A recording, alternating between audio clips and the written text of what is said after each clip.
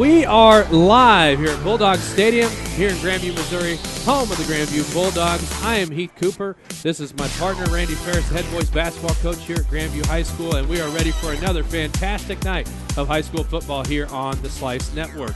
Coach, we were here 2 weeks ago, and this press box was sweltering, 100-degree heat. Down on the field, it was even worse for the coaches and the players, but tonight, perfect weather. High 70s, a great temperature for high school football. But, Coach, the weather's cooled off, but I'll tell you something that has not cooled off, and that's the Grandview Bulldogs. They come into tonight undefeated, a perfect 2-0, and this team is averaging 49 points per game. But they play a really good Winnetonka team tonight that was picked to win the league. Well, it should be a shootout tonight, and it is perfect football weather, as you said, so we should be ready to play some football. Winnetonka is so athletic, it's going to be really hard to contain them, and that's going to be our goal tonight. They feature a really athletic quarterback whose name's S.I.E. Signs, and he can throw it, run it, they'll do a little bit of everything. The tailback is Marquise Doherty, number 5, and he can come at you in a lot of different ways. He can return kicks, he can run the ball inside, he can run the ball outside, he can catch passes, and he's also the free safety on their defense. Their defense is also swarming and very athletic. For Grandview, what we have to do is continue what we started last week against William Crispin, and that's a more balanced offense. Should be helped tonight because we return one of our halfbacks, Javon Turner, who was out last week with symptoms for concussion, and he's going to be back with us today. We also got Freedom Akeem Aladdin, got his first catch last week, and we got him in the mix. Our line play is going to be a key, and they've been pretty solid throughout both games. The key for the defense, we've got to stop letting other teams have big plays, and that's going to be a big key tonight because Winnetonka has a couple of really good big play backs, and then we've always got to focus on the run. Okay, Coach, it's kind of strange to say this because this is the first league game, but you could make the argument that maybe this game could be for a league championship. What are the keys to the game? Well, the keys to the game are not only play for a league championship, but every game, the way the district format is now, every game can have district implications. So this would be a big win for us tonight. We've got to stop the run, as I said before, but the other thing we've got to do is not just hold Winnetonka from getting big plays, but somebody on our side needs to make a big play. We need to break their back with a big play, especially if we could get one early. And then Coach Leach, when I was talking to him before the game, he assured me that Freedom Akeem Aladdin is going to be a much bigger part of the offense tonight, so I think we can expect a breakout game from the Nebraska commit. So a huge, huge game. Grandview Bulldogs, Winnetonka Griffins, here live on Slice. Stay with us.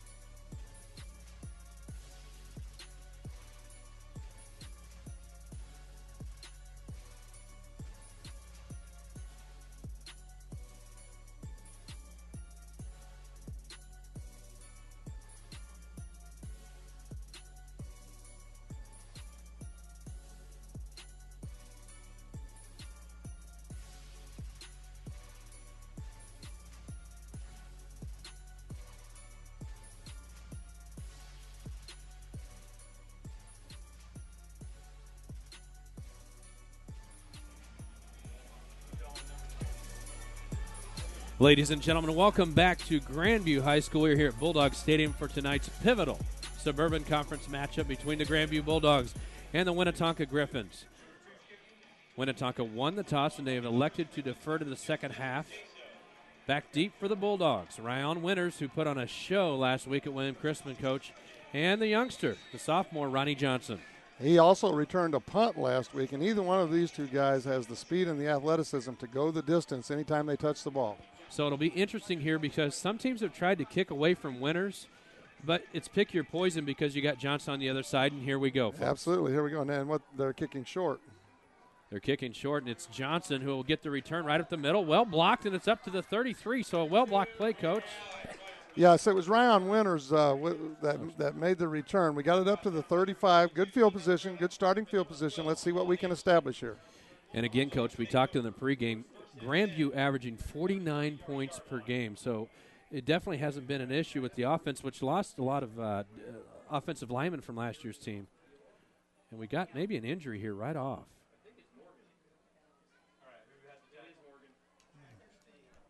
And that's number 4 for the Bulldogs. That is Morgan Shaw, the senior linebacker, tight end, who is injured on the play. It looks to be, Coach, maybe something with his left leg as he limps off. And he has been injured before, and he's been injured in both football and basketball before. Baseball before. Let's hope that he recovers quickly. They faked a Turner, and they'll go on a play action. It's Javon Turner, Coach, who you mentioned in pregame, and he's up to the 43-yard line, so a good play for the Bulldogs. Well, that's the play that was so good for us the first week when we faked to Jarrell Alexander, who teams are keying on, and then we run the little waggle out into the flat and get a little short pass that then we get yards after the catch, and Javon Turner is back. Good to see Turner back. Last week, of course, we had talked about in pregame, Turner sitting out the Chrisman game due to a concussion. Again, the rollout, and he looked like he slipped there on the play, and it incomplete. Luckily, Coach, there was no one in the flat to intercept that because he was throwing to no one there. Well, it is lucky no one was there to intercept it, but it's unlucky that we slipped because Javon Turner had no one within 10 yards of him, so if he could have made that catch, he had some more yards after the catch. We've got Freedom Akeem-Aladdin splitting out wide here, looking for a mismatch on the outside. So a little bit of a different look, as you had said, Coach, and so far they've faked that run game and looked to throw to the flats. Winnetonka maybe overcommitting to the run, looking to stop Jarrell Alexander and some of those excellent running backs Grandview has. Just going to give it to Freedom and let him run over some people. And there's Freedom Akeem-Aladdin, who, Coach, you had mentioned early in the pregame, has been pretty quiet so far this year. I believe only 1 or 2 catches so far, but the Nebraska commit needs to be a key, as you mentioned earlier. Well, that was a nice design play, but the pass didn't have any zip on it. It was fluttering a little bit, and if the pass would have got to him quicker, the guy on him is a lot smaller than him. He could have run over him and got the yards for the first down, but the execution wasn't quite there. But that's something to think about the rest of the game. That's always going to be there for us.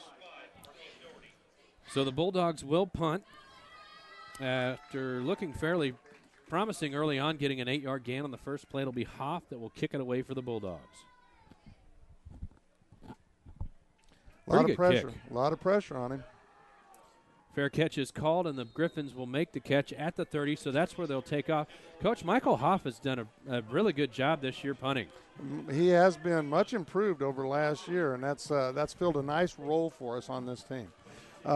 Doherty for them did a nice job with the fair catch. He's got good hands. He's sure-handed. He made a nice decision to fair catch that punt because there was no yardage there. So a very talented Winnetonka offense takes the field, led by Signs, Marquise Doherty, Aaron Minns, the Iowa commit. They've got some talent on the offensive side of the ball. Winnetonka plays a lot of different formations. They'll start out in the I formation here.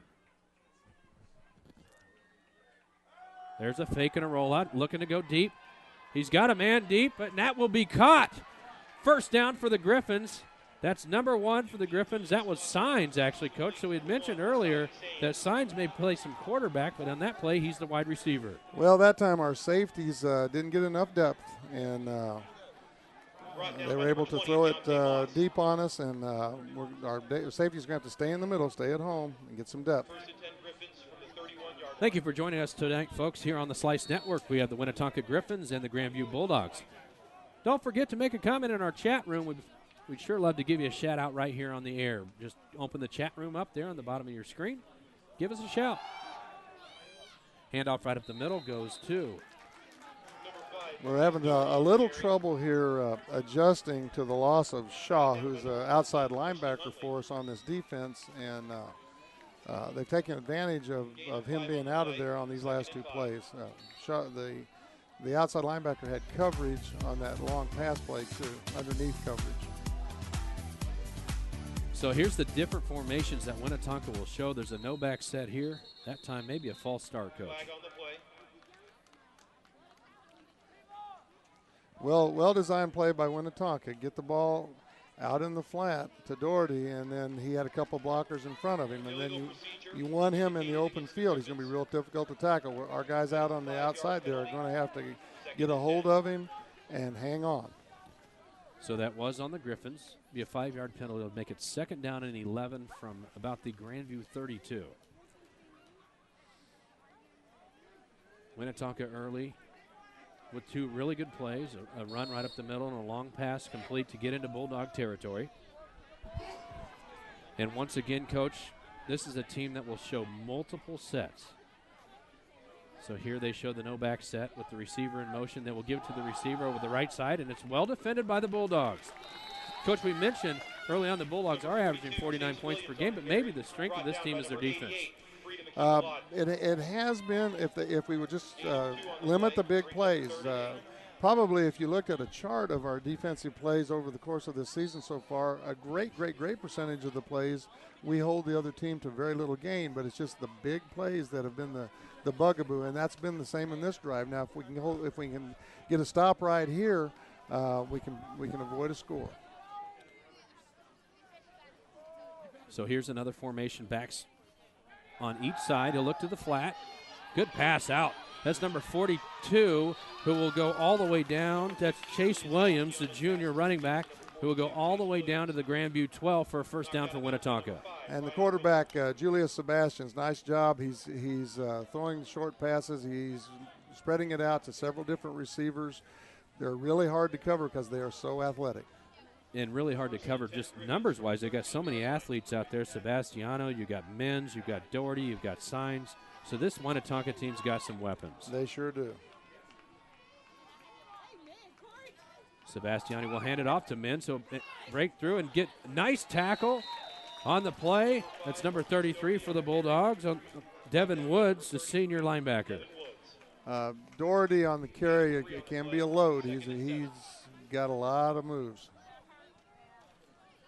So a lot of weapons for this Winnetonka team.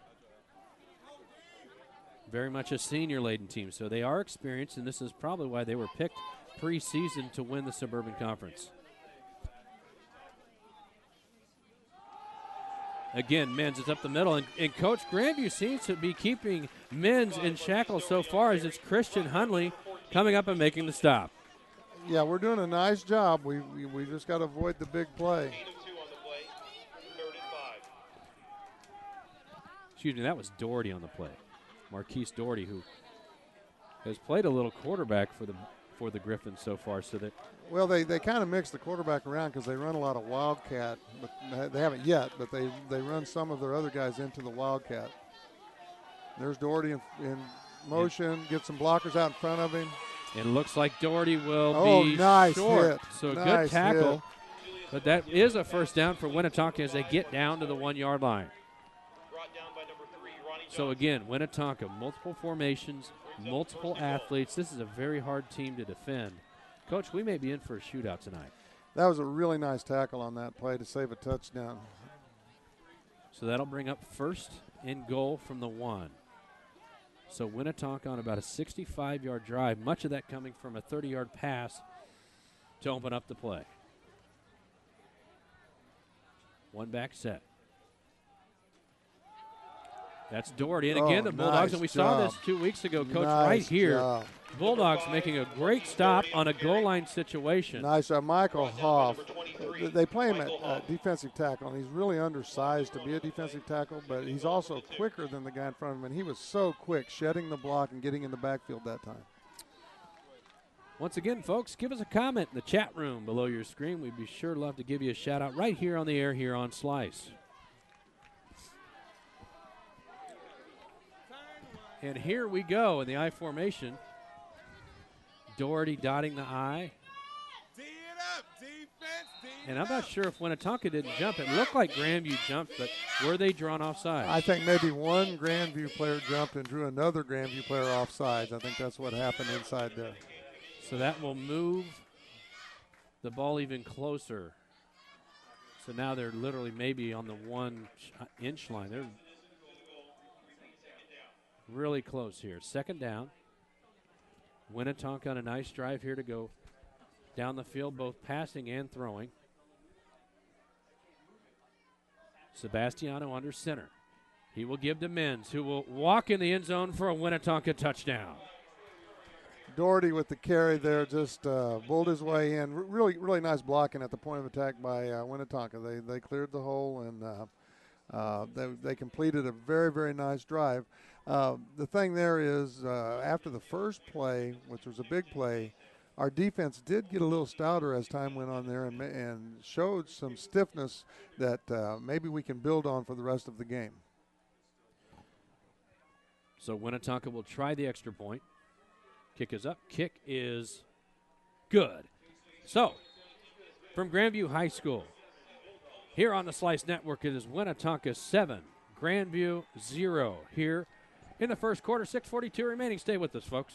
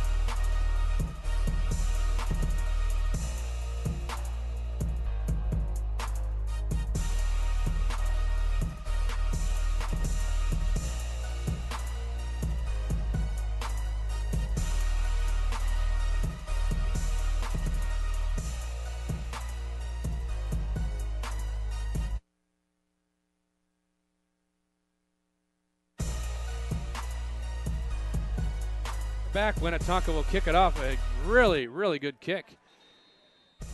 In per Missouri State High School rules, that will be an automatic touchback, so a good kick by Winnetonka. So Grandview will start from their own 20-yard line. So Coach Winnetonka comes out and they show off all those weapons immediately. Sebastiano at the helm with Doherty making the score, but also Signs and Menz. A lot of weapons on this Winnetonka team, but there's also a lot of weapons on Grandview. There is, and we went to some different looks that we hadn't done before in the first series, and hopefully if we just execute a little bit better, we can get the ball moving here. There's your handoff, and pretty good run up the middle. Nice job, nice job. Broke the initial tackle, kept churning his legs, fell forward, got a gain of 4. So Jarrell Alexander, one of the better running backs in the city. I'm not sure, Coach, who leads the city in rushing, but I would think Jarrell Alexander's right up there. He's got to be right up there, and we're not going to stop giving it to him, so he's going to have a lot of yards this year. Hand up to Alexander. He'll cut right. Good blocking. He'll get up to about the 28-yard line. That'll bring up a 3rd and 2 really for nice, the Bulldogs. Really nice job of blocking with a lead block by Javon Turner. The other back stuck his head up in there and got a nice block. So 3rd and 2, Bulldogs. We were in the same situation just a few minutes ago, Coach, and the Bulldogs attempted to throw the ball. Got Ryan Winters at the top of your screen, who had some nice plays last week, some highlight reel type plays.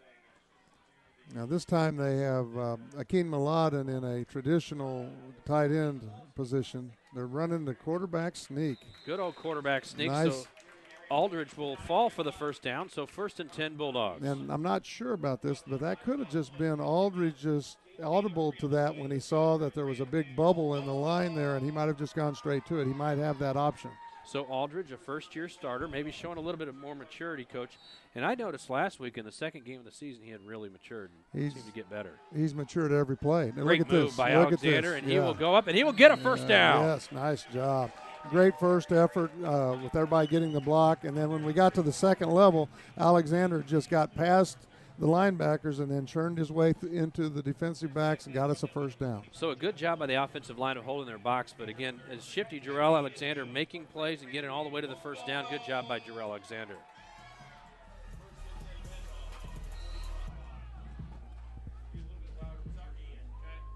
They're giving it to the hot hand. It's Alexander up the middle, up to the 50, and crossing it at Winnetonka Griffin territory will be Jarrell Alexander. He is up to the 49. Nice run. We've got a flag from behind the play, which usually indicates a holding penalty. And it is a holding penalty, so it'll push the Bulldogs back, so they will repeat the down. So we'll still be first down. Nice blocking there, I guess with the exception of the hold, but we did a nice job with the surge and got a nice hole open there. But it's good that we got a nice drive going, and Jarrell Alexander is establishing himself, because once we establish him, then we've got all sorts of things, the play action, faking to him and crossing to another back. We've got a lot of things we can do once we establish him. So we're here at Grandview High School's Winnetonka 7, Grandview 0. There's Alexander, but he'll be wrapped up at the point of attack by the Griffins. That's number 44, Markel Fluker, the senior defensive end, making the play. Well, what we've done is what I was just saying. They had 9 in the box that time, so they're coming up, so they're going to be susceptible to other parts of our offense here. So that brings up 2nd and 20. Bulldogs playing from their own 33.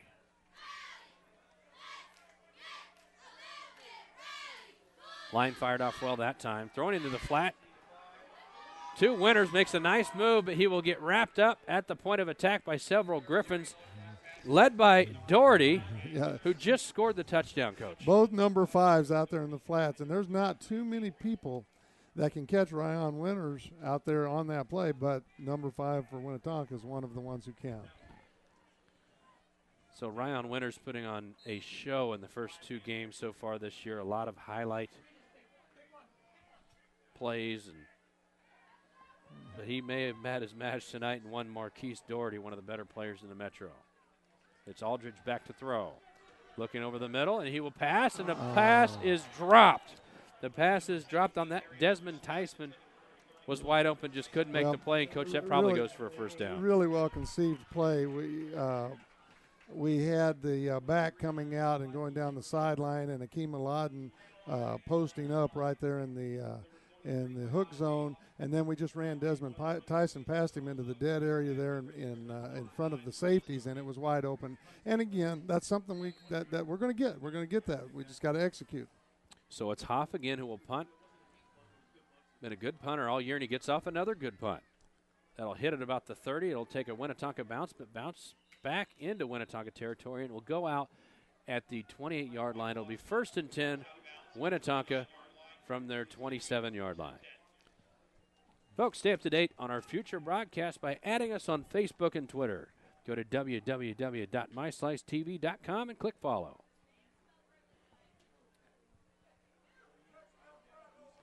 Don't forget, folks, the comment chat room below. Post a comment in our chat room. We'll be sure to mention some of those comments during this broadcast. So if you got maybe a family member who's playing in the game, or a favorite player, or just want to give a shout-out from where you're watching us from, post a comment. We'll be sure to give you a shout here on the Slice Network. So Winnetonka will take over once again at their own 27. Right now, the Griffins are outgaining the Bulldogs 73-17 thus far in the early going. Double pass. Looking deep. But there to make the play, several Bulldogs for the sack. So Doherty, who made the Bulldogs pay on the first drive, is brought down for about a 10-yard loss. Well, now that time the athletic team, Winnetonka, got a little too cute, and they were looking for the double pass. Our backs, our safeties, stayed at home. Remember, we talked in the first series that they didn't get deep enough and didn't stay at home, so they did that time. So our execution is getting better. So you feel like that momentum had kind of been in Winnetonka's favor, but that one play takes away some of that momentum and brings it back to the Grandview side. That's right. We still got to keep these athletes in front of us, though. Okay, so Sebastiani, and again, Winnetonka will show another look as they go with 3 backs in the backfield with Sebastiani. And the play is broken up, and he will be brought down in the backfield. That's number 54 for the Bulldogs, Jimmy Adetto. Jimmy Adetto, inside linebacker. I think he was in kind of a run blitz situation because he went through the A gap and got back in there quick. And so another nice stop. Again, though, even though it's 3rd and long, we've got to keep these great athletes in front of us.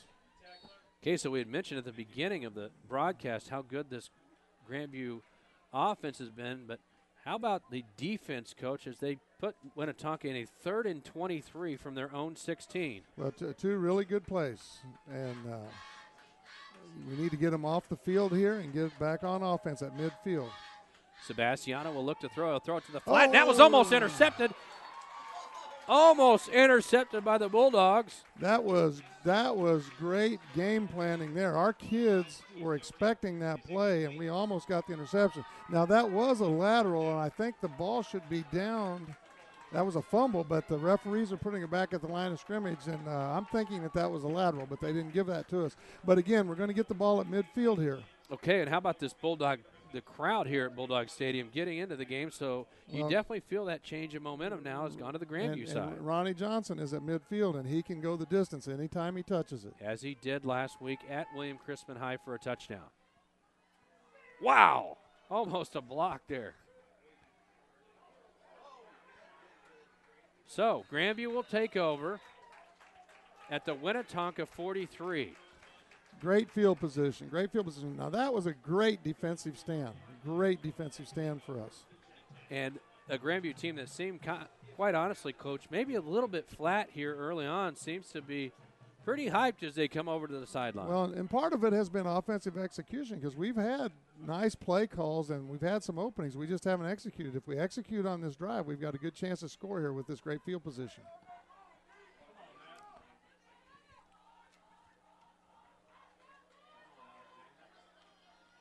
So the Bulldogs will take over at the Winnetonka 44.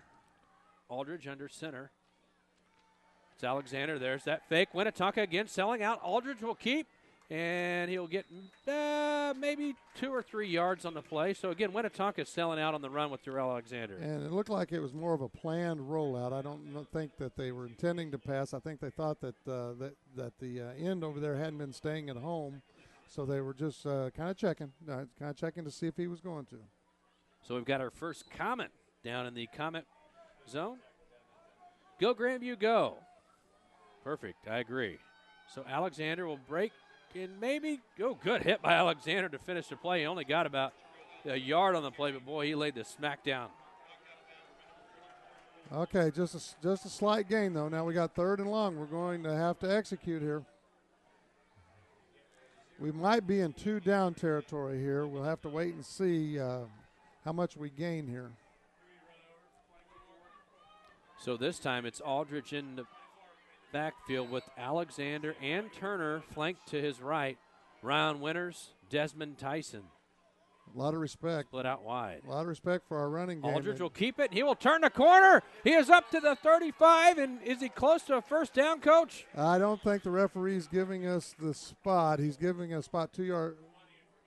So that'll be 4th down and really 2, short. Yeah, a couple yards short. So, Coach, do they go here? Could be 2 down territory here. Looks like the Bulldogs will go. There we go. So this is where you make your money. Well, our running game's getting a lot of respect. It was 3rd and long, and they still had 6 in the box. They still had 3 linemen and 3 backs, and now they've got 8 in the box. 8 in the box with Turner and Alexander in the backfield. And did the Bulldogs get Winnetonka, who's been overly aggressive all game, to jump? Have to see which way the call goes. Yes, offsides. So Winnetonka jumps off sides. They make contact with the Grandview offensive line, so that will be a Bulldog first down. As the ball will move down to the Winnetonka 32-yard line in Grandview, 1st and 10. Minute 44 left here in the first quarter, 7-0 Winnetonka. One of our athletes, we talked about making a big play. Somebody needs to make a big play here. Aldridge under center. Javon Turner. Jarrell Alexander in the backfield. Ryan Winters all by himself, Coach. No safety help up top. Could they be looking up top to Ryan Winters? They could. The safety is planted right on Freedom Akeem Aladdin. Instead, they go to Alexander, who will be wrapped up for a slight loss in the backfield. That's number 44 once again, Markel Fluker, the senior defensive end. We've called his name a few times tonight. And again, they have 8 in the box, so they're respecting the run now. So we can go to some of our other stuff, or if we can get it blocked, we can go ahead and keep running. But they have numbers on us inside. It's going to be hard to get it blocked. Yes, they are manning up with the wide receivers and putting 8 in the box, as Coach Ferris had mentioned. See what adjustments Coach Leach has for the Griffins. Aldridge will keep it. Aldridge will look to run. He's got some green. He's going to throw it, and it is almost picked off. A name we've called several times, Marquise Doherty, almost picked it off, but it falls incomplete. Yeah, they had him lined up, as I said. They have him lined up on Freedom Akeem Aladdin because they know we're going to go to him. I think it's too bad that Darian Aldridge didn't run that. I think he had a lot of open space in front of him. He either got a first down or a lot of good yardage. Yeah, it did look like he had some green there. And we got another comment on the comment board saying Grandview all day, and I agree, Grandview all day. Undefeated Bulldogs, averaging 49 points per game. Now we've got JT. And it's a fumble on the snap, so Aldridge will keep it, and he breaks loose. Aldridge still going. He gets a block from Akeem Maladu. So he'll make something out of nothing. In that formation that we were just in, we had Javon Turner being covered by a linebacker because they still have the 8 in the box and the 3 deep. If we can get Javon on a linebacker, that might be the mismatch that we'll have to go to get them to respect our passing game more. Okay, so that brings up 4th and about 8. Aldridge with Alexander in the backfield. Trips up top of your screen. Okay, now there's only 6 in the box, and they've committed a lot more to the pass. We've got trips to the right. Aldridge will look to his right. He's going to run. He's got some green if he can make a move. Oh, what a move by Aldridge. Didn't quite get there. So he will be short, and Winnetonka will take over on downs here. 7-0 Winnetonka, 43 seconds remaining here in the first quarter. Hey, folks, do you need a website for your growing business? Need a corporate video for an upcoming event? Is your office in need of IT support? It's time you call NMG Studios for help. NMG Studios is a multimedia company that specializes in video production, web development, and IT support. Check out their website at www.nmgstudios.com and take a look at some of the amazing projects they've done this year. Again, that's www.nmgstudios.com. Call them today. So Winnetonka will take over at Sebastiani, flanked by Doherty to his right. Sebastiani will keep it, and he will be, they look like they had him in the background, but finally making the tackle on the play was Deontay Moss. Yeah, they had him wrapped up early, but he was able to keep his feet moving and get through the initial wave. So he gains about 4. Pretty good defense at the point of the attack, but the tackling has got to get a lot firmer.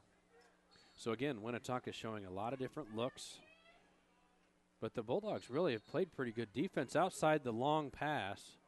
They've made Winnetonka, who has a lot of excellent offensive players, really earn their yards tonight. They sure have, and it's been a defense that has kind of grown as this game has gone on, and we're actually playing much better than we did in that first series. So once again, it is Winnetonka at Grandview. Winnetonka 7, Grandview 0. 11 seconds remaining here in the first quarter on Slice. Got a lot of student workers tonight helping us out. Some of our students involved here on Slice tonight. Delshawn Newsom, Dion Peterson, Xavier Townsend, who's from Grandview Middle School, Coach. So we've got a middle schooler working on tonight's broadcast. That's great. Let's start them young. Cedric Harrison Bell and Hope Lee, who will be our sideline reporter tonight. And the first quarter comes to an end as it is 7-0 Winnetonka High School here at Bulldog Stadium on Slice.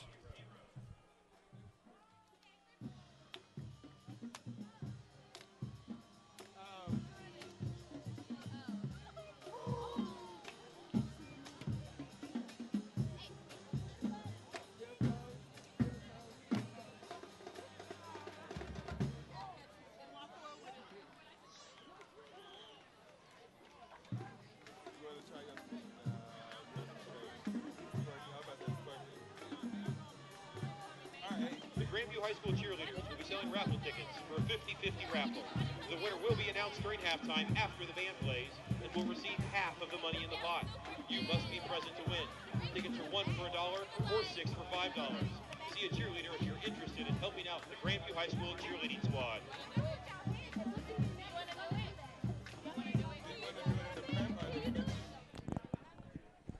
Welcome back, ladies and gentlemen, here at Bulldog Stadium, Grandview High School, Grandview, Missouri, as we are here to start the second quarter to 7-0 Winnetonka. So Winnetonka has just started their drive. They're on their own 30-yard line. Sebastiano will look to the flat. He'll throw it there. That again was almost intercepted. Almost intercepted there. I can't see the number right now, Coach, but I believe number 24 for the Bulldogs, and that would be Terry Thompson making a good play. And, Coach, you had mentioned that might be scouting. They've seen this on tape or in person. Bulldogs scouted that play very well. Exactly, and he slipped, the guy that was supposed to block him, he slipped inside of him, and he had the play read. Again, that was borderline. Our kids thought it might have been a lateral. It was borderline, but referees are saying it was a forward pass. There's our picture of Terry Thompson, 5'10", 190 pounds, senior. So we've got a dead ball here on third down. As a Winnetonka, did they jump? And yes, they did. So that'll push them back 5 more, Coach. That'll bring up third down and about 12 for Winnetonka. Our defense has done a really nice job of pressuring this talent-laden Winnetonka team. You can't say enough about how much we've improved. I did want to note that in the timeout, Morgan Shaw walked over here and told his mother, I think he told his mother that it was okay, and he was walking without a limp. So that's really good news that Morgan Shaw probably didn't suffer a really bad injury in that play early in the game. Okay, so it's Sebastiano in the backfield. Looks like Winnetonka has a new back in now. Sebastiano being rushed. He'll let it fly. And that pass is intercepted. It's intercepted by Ryan Winters, and he will score a touchdown for Grandview. So, Coach, what a nice job. Two times Grandview had the interception almost, and this time it's returned for a touchdown. What a nice job. He was backpedaling, and when the ball came to the air, it didn't have a lot of zip on it. He was backpedaling, and then he just broke right on the ball. The underneath guy actually had the coverage, and Ryan had the deeper coverage, but he broke on the ball and did a great job.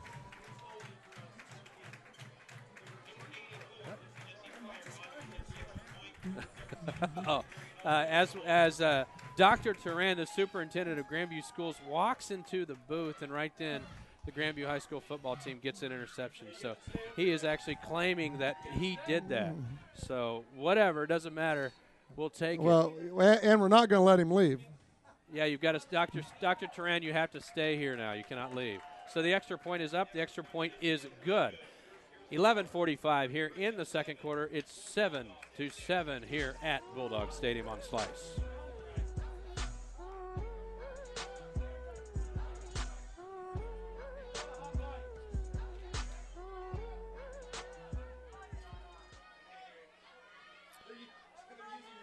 So we're back at Bulldog Stadium here in Grandview, Missouri, home of the Grandview Bulldogs. Got our first shout out tonight, all the way from Prairie Village, Kansas. Dave, Shanna, and Gracie watching us from Prairie Village, Kansas. Thank you, folks, for checking us out here on Slice. Hope you'll stay with us. Folks, check out our chat room option right below your screen there. Give us something to talk about, and we sure will give you a shout-out right here on the air. So our first shout-out comes right here from the Kansas City metro area.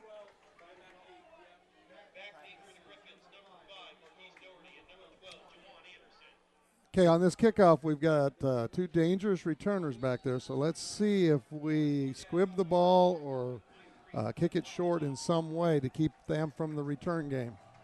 So there's the kick, and they're going to go ahead and kick it.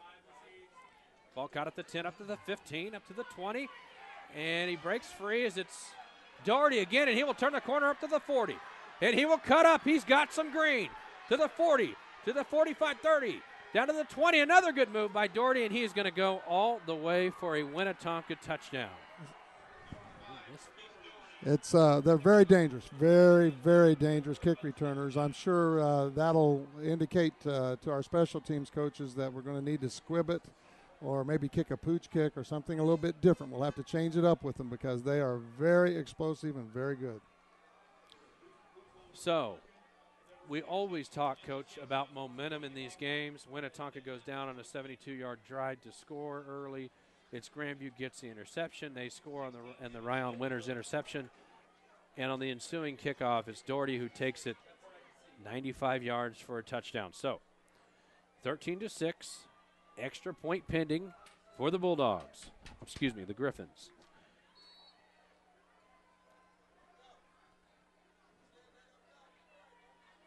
Jasso's kick up. Jasso's kick is good. So here at Bulldog Stadium, 11:27 remaining in the second quarter. It is Winnetonka 14 and Grandview 6 here on Slice.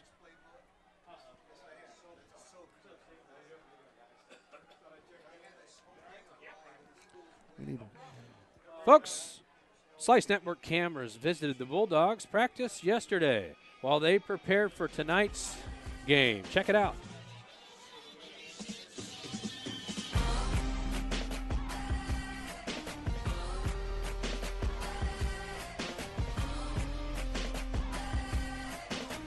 Cooper Moore and Brian Everett there. Bulldogs stretching out here. So you can see the brand new turf here at Grandview High School. Bulldogs again once again are undefeated at 2-0, off to a really good start. Pretty fired up for tonight's game against Winnetonka, and they find themselves down here early, Coach, 14-6. And, you know, it's been this way since the first possession. We're going to have to establish our offense, and we've shown signs of executing our offense. It hasn't been so much what Winnetonka's done. It's been our execution. And if we can get a good drive going here, we can just wrestle the momentum right back away from them. And, Coach, you think about the offense maybe being the best defense. You keep the ball out of Doherty's hands. Absolutely. And when he doesn't have the ball in his hands, that's the best thing for the Bulldogs. It is. Now, let's see if this kicker doesn't get it to the end zone. We have some explosive kick returners, too, so let's see if we can answer back. So it's Ronnie Johnson. It's Ryan Winters deep.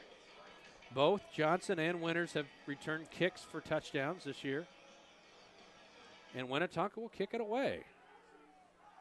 This time it'll be Ryan Winters. Nice move. Up the middle, and he's got some green. Up to the 38-yard line. So once again, Ryan Winters, the senior, showing off some of his moves. That's a great return. And like I said, we're very explosive back there, too. Shows a lot of respect for the sophomore, Ronnie Johnson, that they're kicking away from him and kicking to one of the best kick returners in the league. Yeah, Ronnie Johnson, only a sophomore, already getting some respect. Maybe they watched that film last week of his return, which obviously was a great return by Johnson, but very, very well blocked on that play as well. So the special teams for the Bulldogs so far this year have been pretty good. So Grandview takes over at their own 35 after a good return by Winters. Folks, if you're turning in live, share this game with your friends and family. Post our link on your Facebook page, and everyone can tune in.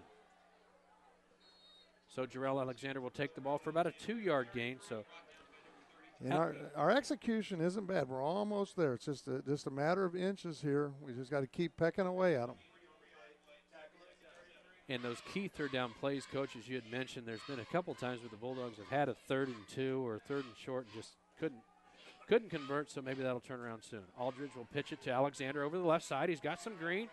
Alexander up to about the 43-yard line, but there's a flag on the play. That's could be a block on the edge there.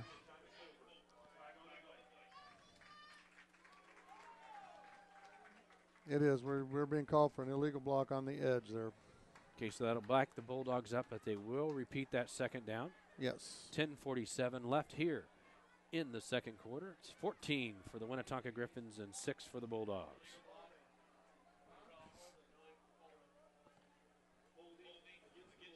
Okay, they called a hold. It initially looked like it might be an illegal block, but a hold. Second one of the evening for the offensive lineman. Bring up a 2nd and 20. Bulldogs from their own 30-yard line. In the backfield, it's Aldridge, Turner, and Alexander. Aldridge will take it. He's going to look to Winters, who has a man isolated outside. What a move as he makes a man miss. It looks like a face mask, Coach, a really bad face mask. That's not going to be called. Wow. He at least had a hold of the helmet there. I don't know. On the replay, we might be able to get a closer look at that. Wow. I know Ryan's having to get his helmet fixed after the play. Here's your instant replay, Coach. Let's take a look at the tackle. They're going to go ahead, or they're going to – I think they went ahead and threw the flag, Coach. Yeah, it's very, very late face mask, but I think it's probably a good call in the end. Okay. Because it wouldn't be I don't think he had the front of the face mask, but I think he had it around on the side next to the helmet. Let's see where the hand is. Oh, I think he had some masks there. Yeah, he had all face masks. So that's a good call. I'm surprised it took a little tay-to-tay with the referees to get that call, but they got the right call. I think they might have called a personal foul, Coach, as that moves Bulldogs all the way to the Winnetonka 45. So the Bulldogs, once again, inside Winnetonka territory. Coach, you talked about that offense and getting it going. Maybe they can do it here with 10:23 remaining in the second. Alexander, good cut. Good run. Good, strong running from Alexander. And I like the call. Don't get away from the run because we are just inches away from opening up a hole where he's going to get a breakaway. We got to keep establishing that run. We got to gain a 4. We're still on schedule in a favorable down situation, second and only about 6. Again, Coach, you had mentioned in the pregame how important Akeem Maladin, the tight end, the Nebraska commit, could be. And at what point does he break free as they continue to key on the run? They've got him and Javon Turner to the left, but we ran to them so that they're both excellent blockers also. That time it's Purifoy, the senior tight end / linebacker for Winnetonka in there making the play. And, Coach, they keep stacking that box. At some point, Grandview's got to make them pay over the top. And they will given time. Can't get away from the run, but also got to make them pay for having so many people in the box. So it's kind of a fine line here. We've got to make some good play calls here. We might be in 2 down or 4 down territory. We might go 2 more downs here since we're well over midfield.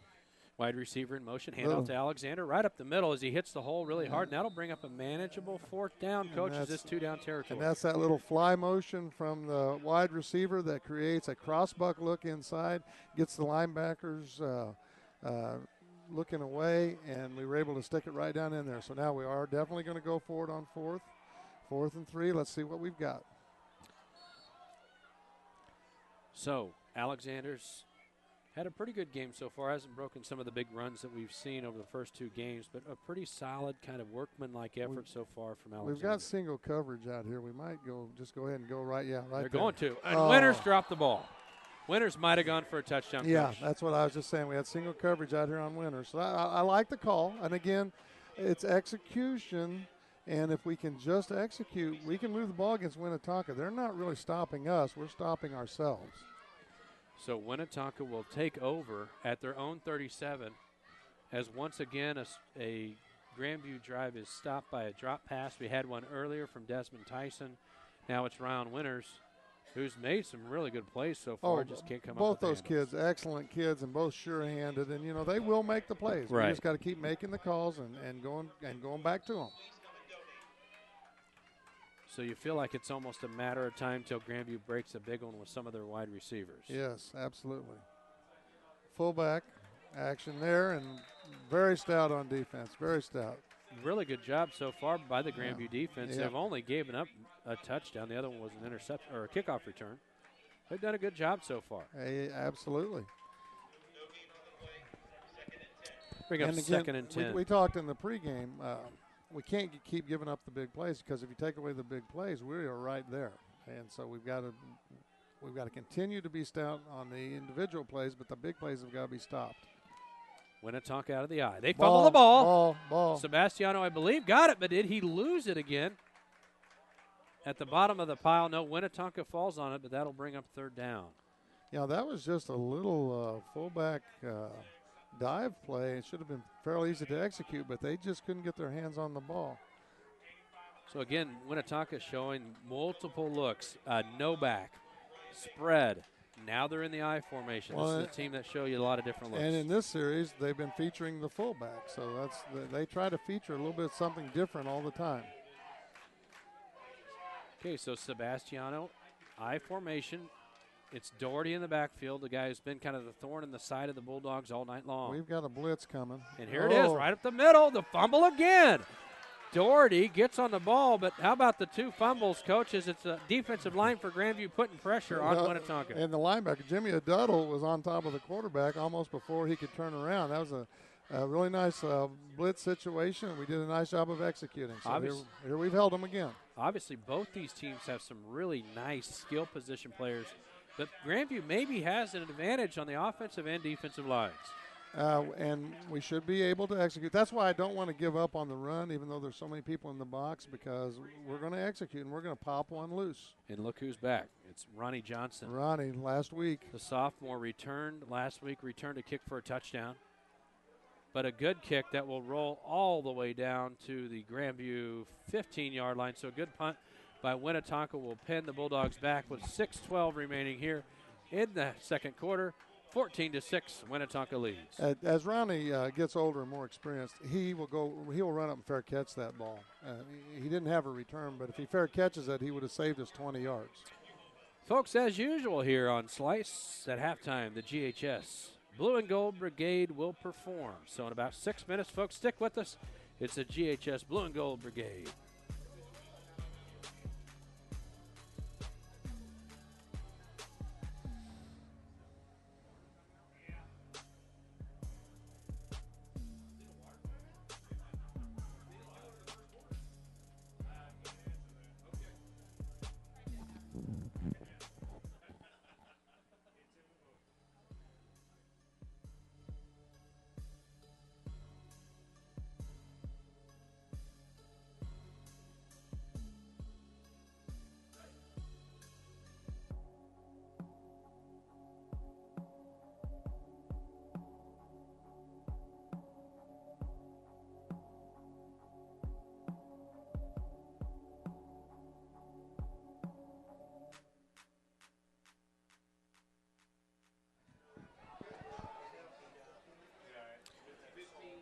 Welcome back to Bulldog Stadium here at Grandview High School.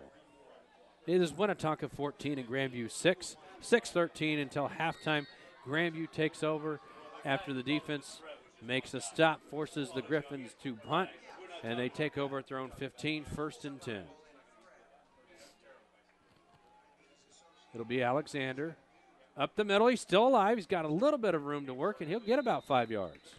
That time, Winnetonka backed off a little bit. They were in what everybody refers to as the Tampa 2. They had a 2-deep zone, and the linebackers were backed off. There was only 7 in the box, and so we had a little running room there. And, again, it's manageable. We're on schedule. It's 2nd and 6. We just got to keep hammering away. And, Coach, you had mentioned this. Grandview's really had a pretty good game offensively. Just kind of been methodical. And then when that big play opportunity is there, they just haven't been able to. That's right. And in the pregame we said we've got to make a big play. We've got to get some big plays. So it is Alexander. Aldridge will sneak it up the middle, and that's a good idea because there's no one there. And I'm just wondering if the coaches are giving that option that when he sees that gigantic bubble there to just take it. And if they're doing that, I love that concept because there's nothing easier. You know, it's pretty safe football. Just take that 5 yards straight up the middle. And, Coach, you had mentioned manageable third downs. Here's one, 3rd and 1. Can Grandview complete, move these chains, and keep this drive alive here with 5:35 remaining before halftime? Again, Aldridge keeps it again. So that'll be a first down as Aldridge runs for about 4 yards for a Grandview first down. And the other thing that's got to be mentioned in there is Andy Rivera at center. He's kind of owning the guy in front of him. He's doing a great job of blocking in there because Aldridge just isn't getting that by himself. Right. Andy Rivera, starter since last year, senior. A little bit undersized, but does a good job. Good move by Alexander. He'll pick up a yard, so Winnetonka keying on him, Coach, and maybe that opens up that play action. It's got to, and it also, we're going to open something up for Jarrell also, if we just stay doggedly determined to get this running game going. 2nd and 8, Bulldogs. With the ball at the Winnetonka 28-yard line. Again, it's Turner. So good to see Turner back this week. Concussion last week. Said he's doing well this week, able to play. There's that isolation as it's Winters isolated. There's a fight for the ball, and it falls incomplete. There's no flag on the play. That time, Coach, they slide a safety over to double on Winter's side. That's a bad read there, throwing into double coverage. We got to hit something underneath when they're in that double coverage. But that's probably the first time that we've thrown it someplace where we shouldn't all day. Just got a comment on our chat room saying, let's go Bulldogs. So let's go Bulldogs. 4:50 here until half. 14-6, Winnetonka leads. There's that play action. Aldridge will spin the other way. I'm not sure if just a bit thrown out of bounds on the play again. Looking for Winters, who was fairly well defended, but the pass just too far out of bounds. Well, we had a tight end screen called to the left side, and when he rolled over there, it was covered. So he rolled back to see if he could find something back on this side, and he just, he was kind of partially throwing that away, making sure he didn't make a mistake in our own territory like this. So we live to punt it and then live for another day. See if our defense can get another stop. Okay, and the one thing you do not want here is for Doherty to return a kick. So it'll be interesting to see if they even kick to him. And they will not. They angle to the side. So a fairly decent punt will go out of bounds. And they mark that at still going. He will mark that at right at the 50-yard line. So with 4:40 remaining here at Bulldog Stadium, it is Winnetonka 14 and Grandview 6 here on the Slice Network. The old Hall of Fame punter for the Chiefs, Gerald Wilson, used to say when you're kicking that ball out of bounds, if you're right-footed, kick to the left sideline, and that if you shank it, you'll get a little bit more yardage. So maybe that's something that we could consider the next time we're trying to kick it out of bounds like that.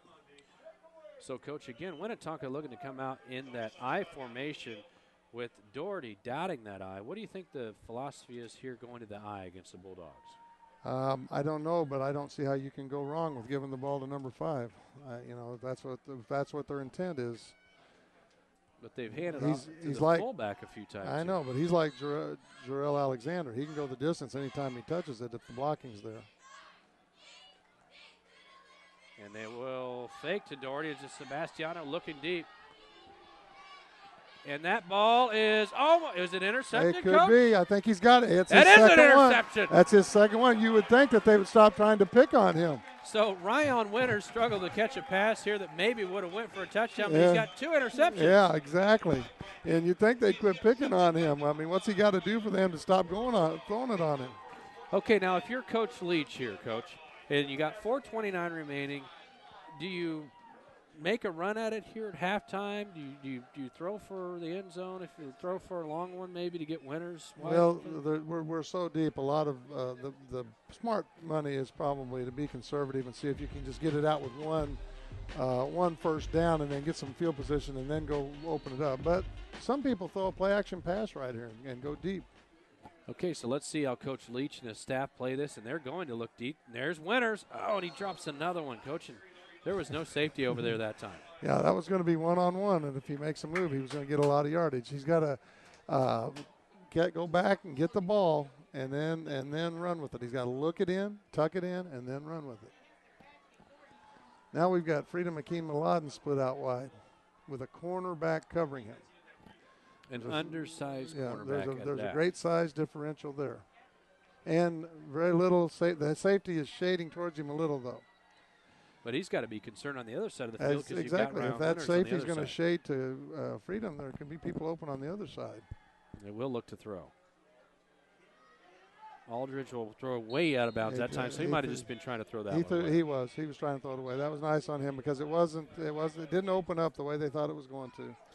So the Bulldogs throw on the first 2 downs, and they did take a shot at it, Coach, but if they do not get the first down here, with 4:20 remaining, Winnetonka will get the ball back. They will. And we'll have to kick it away from Doherty again. Best thing to do is get a first down here. Oh, we've got a penalty. Penalty on a play, and the chains are moving, Coach, so that is probably, yes, it is. It's on Winnetonka, and it's a big one, too. It is. I believe it's roughing the passer. So, Bulldogs catch a break. Okay, Coach, now they're at the 30. Plenty of time, 4 minutes and 20 seconds remaining here. Yeah, Plenty of time. Now you can take some shots because you're not back pinned up against your own goal line, so you can look at opening up the playbook a little bit more here. Now Winnetonka playing 2 safeties. Only 6 in the box now. Maybe they look to the run here, and it is a run. Oh, There's Alexander up the middle. Good stiff arm by Alexander, and he will rumble all the way to the 45. That's why you got to stay determined. You got to stick with the run because all he needs is a little seam, and then it's a gain of 15 just like that. So, you know, sometimes you give it to him, and it looks ugly. Sometimes he gets stoned for a loss. Sometimes he only gains 2 or 3. But if he gets that seam, he's going to get the big play. Here we're going to look at it again. Good blocking up front, just hat-to-hat blocking, no trapping or anything, just driving them in, and see the linemen just driving their man like their men are on skates and pushing them backwards. Great job, great execution by the Bulldogs there. Now the playbook gets even more open because we're at midfield. Fumble by the Bulldogs, Aldridge on the snap, and he'll get on it. Hopefully he got it back. And he did. That'll bring up 2nd down and 10. That's really not a problem. We can survive that because, again, at midfield here, the playbook is wide open, so we can throw a lot of different things that can get us this 10 yards. So 3 minutes and 35 seconds and counting here at Bulldog Stadium. As you can see on your screen, it is Winnetonka 14 and Grandview 6. Little waggle pass, got it open in the flat, but he's going to go deeper. Okay. And Ryan Winters having a tough night, but they did have someone in the flat that was wide open. Ryan, all the coverage was on Ryan, and Javon Turner was pretty open in the flat, so that might have been a good opportunity to just go ahead and take the short pattern and see if he can run it to the first down with some yards after the catch because he is a running back from last year with a lot of yards. He does a great job after the catch. Okay, so here we are, 3rd down. This is probably not 4-down territory. Okay, so you think they run here and maybe get the clock going, or you think they take a shot at it? I think we take a shot. You got Akeem Aladdin down on the screen. Again, an undersized cornerback in Bennett covering Akeem Aladdin.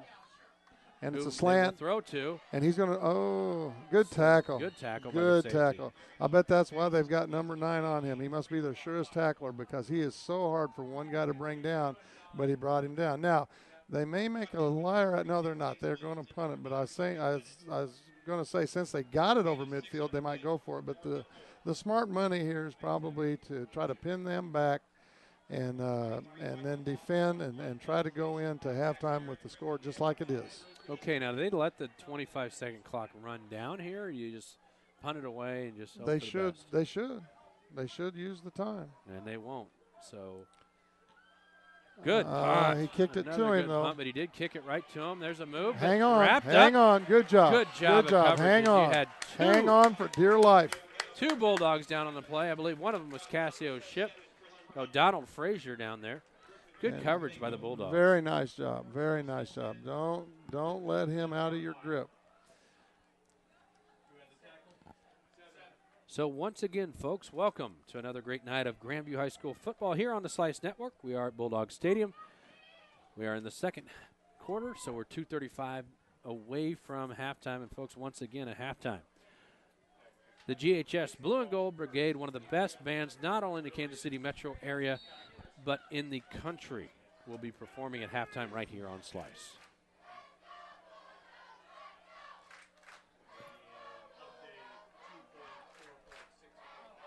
Could be a little swing pass out there to Doherty.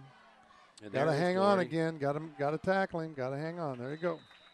And they did bring him inbounds, so that clock will roll. It's always a good idea for Winnetonka to get number 5 out there in open space and see if he can beat the defenders.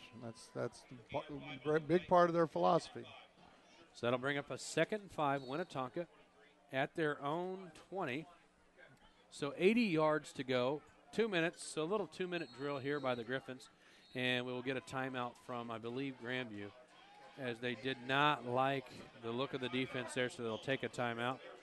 And that stops the clock, Coach. So, if they get in a situation, there's 10 or 15 seconds left in the half, and Winnetonka scores, maybe you look back. But it was a little bit different formation, and I think it was something that we had not scouted, and so it might be smart to make sure we're lined up correctly because you don't want to let somebody just run free in your defense.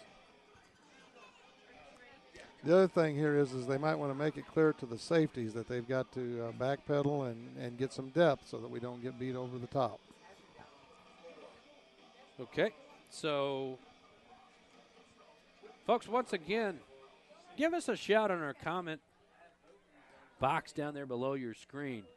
Sure love to give you a shout out. Last time we had our broadcast, we had some viewers from New Jersey, Georgia, all over the Kansas City metro. I believe we set an all-time record for views that first week, so a lot of good comments from viewers all around the country, so give us a shout in the comment box. We'd sure love to hear from you and give you a shout out here on Slice.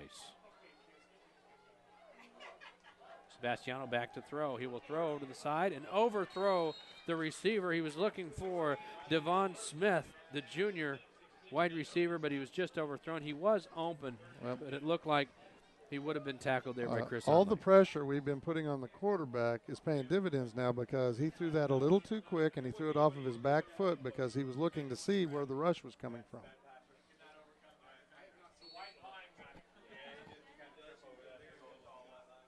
So Sebastiano, really, Coach, outside that first drive, really has not been impressive with his arm. Well, that very first pass, when he stepped into it, there was no pressure on him. He was really nice. But since we start putting pressure on him, there's a flag from the back, which is usually the holding call. So let's see what we've got with the flag.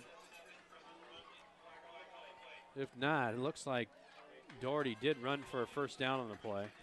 It's against them. Okay, so that'll back him up. So they will repeat that third down, and I believe they will go from looks like the 15-yard line. So 14-6 Winnetonka here at Grandview High School. Akeem Aladdin's going back in for a little bit stouter pass rush here. It's a very long yardage situation. It's going to be 3rd and 17 or so. And so let's see if Freedom can get in there and create some havoc. Once again, I'd like to give a shout out to some of our students who are involved. Grandview High School students, Delshawn Newsom, Dion Peterson, Xavier Townsend, who's a middle school student, Cedric Harrison Bell, and Hope Lee, who will be our sideline reporter tonight. Slice Network, totally run by Grandview High School students. Thanks for joining us tonight on what's a perfect night for high school football.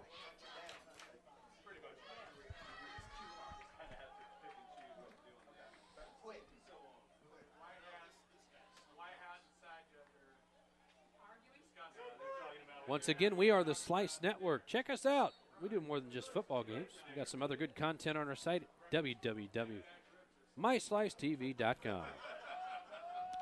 Okay, we don't have coverage out here on these twins out to the right. Oh, it's a draw. It's a draw. Oh, and it is Doherty, who is a really tough runner, coaches. He gains about 15 yards. As we've said so many times, how can you go wrong by putting it in his hands? He almost gets the first down, but they're going to have to punt now. Nice call and great execution. The offensive lineman for Winnetonka showed pass and then turned their men and then did the push to shield them off from the charging Doherty, who came through the line late and then got to the second level and almost got a first down for him. And, Coach, how about Ronnie Johnson getting loose right here? If he needs to get up a little bit farther and quit letting the ball hit the ground. Last time he could have fair caught that one. This guy doesn't kick it that far. So, once again, it will be no return on the play as that ball is going to roll down to the Grandview 40. Yeah, good field position, though. We've got a minute and a half. So plenty of time, especially if the wide receivers can come up with some of these passes that have been, frankly, Coach, wide open. Sure, and if Winnetonka spreads their defense out a little bit, we might get a run. We might get a seam where we can get a nice breakaway run. So so far here, Coach, in the first half, it looks like Winnetonka is saying to Grandview, hey, you're not going to run the ball on us. We're going to stack the box. We've picked our poison. We're going to let Winters be on the outside. We're going to let Akeem Aladdin be on the outside one-on-one with the defensive back. And so far they've won, but they've won the battle because Grandview's dropped some passes. Yeah. That's exactly right. It's been more our execution than their defense. Top blitz from Winnetonka. Aldridge will get rid of it. That is Akeem Milad, Good who will job. make a good Good catch job. across the middle. He came all the way across from this side, stayed with it. So Aldridge did a nice job of buying time because he had a corner blitz coming from his right, and he rolled to his left and did a nice job of getting a gain there. So Grandview will take a timeout with 1:24 before half. It is Winnetonka 14 and Grandview 6. But Grandview driving. They're on their own 47-yard line. Plenty of time left here, Coach, for the Bulldogs to maybe punch one in. Yeah, and 2nd and 4 like this, it kind of opens the playbook up. We could maybe run a little draw or maybe a little screen here. Similar to what Winnetonka did on their last offensive play. Folks, post a comment in our chat room below. Shout out a player. Give us your game analysis or just send us a simple hello. Tell us where you're from, where you're watching from. We'd love to give you a shout out here on the Slice Network. We'd love to hear from you. Comment box right below your screen. Open it up and give us a shout here on Slice. Okay, so Grandview, 2nd down and 4 from their own 47. Aldridge with Turner, Alexander in the backfield. He'll look out. Desmond Tyson, and that might have been a lateral. Is it? It is not. So the Bulldogs catch a break there as it is ruled an incomplete pass. Or that's going for a touchdown. Just like we were talking about the laterals that we thought were thrown by Winnetonka, that one was very, very close. That was a close call there also. And I don't think, Coach, the Winnetonka coaches who we can hear above us here in the press box or on the floor above us like the call. Yeah, I think maybe the indication would be the stomping that we heard. Yeah, the might have been stomping. the indication. Okay, so Aldridge in the backfield once again with Turner. Desmond Tyson down to the bottom of your screen. Ryan Winters up top. This time encroachment. Okay, so they'll move 5 Unless one of closer. our guys move, that's encroachment on the nose tackle. Yep, they're calling that on him. They don't call that encroachment anymore. I guess that shows I'm kind of old school, but I've heard it. He's offsides, and we're going to get the first down.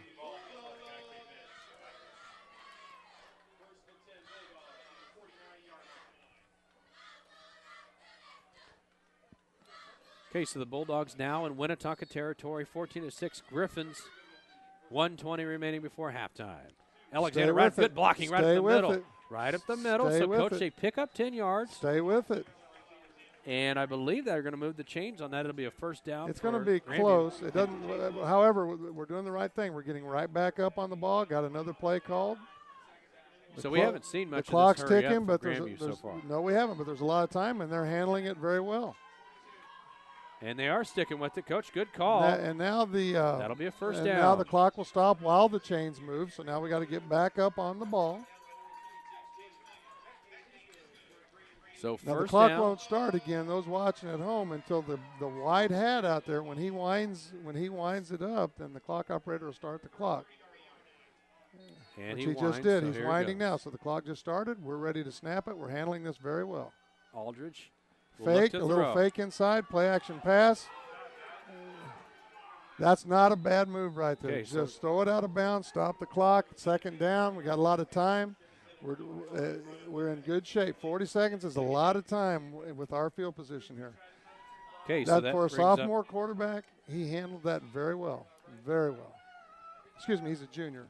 Is Darian a junior? Yes, he is. Yeah, junior quarterback. He handled that very, very well. So that brings up 2nd and 10 from the Winnetonka 33. Plenty of time, Coach, here, especially with the weapons that Grandview has at tight end and wide receiver. Exactly. All we have to do is catch somebody in a slant, split the safeties, and we can go the distance. We also might have the play action pass. Javon Turner is one of our good receivers too. We might get him in the flat and then get him to run for some yards after the catch. Maybe get it out of bounds. So Grandview looked like they were audibling out of whatever play they were in, and maybe a false start. Might be, but again, that's not an insurmountable problem there. It's just 5 more yards, but the clock is stopped, so we're all right. It's still second down. Still plenty of time to get this done. Just had a viewer ask if number 75, Appa Visenya, is a Division I player, and yes, he is. He's orally committed to the University of Kansas, where he will play football next year for the Jayhawks. And the line coach for the University of Kansas watched every snap over there last week at William Chrisman because they're very interested in keeping in touch with their prize recruit. There's Akeem Aladdin, coach who had mentioned early in the game, who will run for about a gain of 8 yards up to the Winnetonka 30, but the clock rolls with 30 seconds remaining. Too bad he didn't get out of bounds. That would have been even better if he could have fought his way out of bounds. And you had mentioned we took Akeem a time. Aladdin. We went ahead and took a timeout because we didn't get out of bounds. And, Coach, you had mentioned Akeem Aladdin, who's been honestly pretty quiet so far this year in terms of production. But you had mentioned he's a very important part of this game. He is, and we've targeted him a little bit more tonight. Some of the times we've targeted him, we couldn't get the ball to him. But he's had 2 catches here in the last few possessions, and I think we'll go to him more and more. And maybe in the second half when the coaches get a chance to draw some things up in the locker room at halftime, then we can get him a lot more involved. Once again, folks, stay up to date on our future broadcasts by adding us on Facebook and Twitter. Go to www.myslicetv.com and click on follow. Once again, halftime. GHS Blue and Gold Brigade, one of the best bands not only in the Kansas City Metro, but one of the best bands in the United States will be performing. So stay tuned at halftime right here on Slice. And Danny Watering and his staff do a fabulous job with all of our bands, not just the Blue and Gold Brigade, but all of our bands are top-notch. So Aldridge will look to throw. Again, it's to Winters. This time he'll catch it, and he's got some green. He's still on his feet down to the 7-yard line. So, Coach, there's the big play you had mentioned early in the pregame. That's a nice little slant. Now, the clock's going to be stopped while they move the chains, but it's very important we get up on the ball, and we'll probably down it here, just to down it real quick, and then we'll have 3 downs at 3rd and goal with 17 seconds to go. Clock rolls. Aldridge. No, we're handoff to Alexander. He'll turn the corner. He did get out of bounds. Man, so he fought to get out of bounds because if he doesn't get out of bounds, the half is over. Kind of an unconventional call with that kind of time. You want to throw it into the end zone if you're going to throw it there. We could have downed it and stopped the clock and had 3 downs to go, but now we've got the clock stopped, so we're okay. That'll bring up 2nd down, about on the 4-yard line. Now, Freedom is 6'4" and can jump out of the gym. We might look for a fade to Freedom here. So Winnetonka didn't like what they saw, so they will call a timeout. So with 10 seconds remaining until halftime, it is Winnetonka 14 and Grandview 6 here on Slice. Folks, at halftime, don't forget we have the GHS Blue and Gold Brigade, but also we've got a student today, the sideline reporter, Hope Lee, who's going to interview on the sideline and give us an update on the game. So stay tuned for Hope here shortly.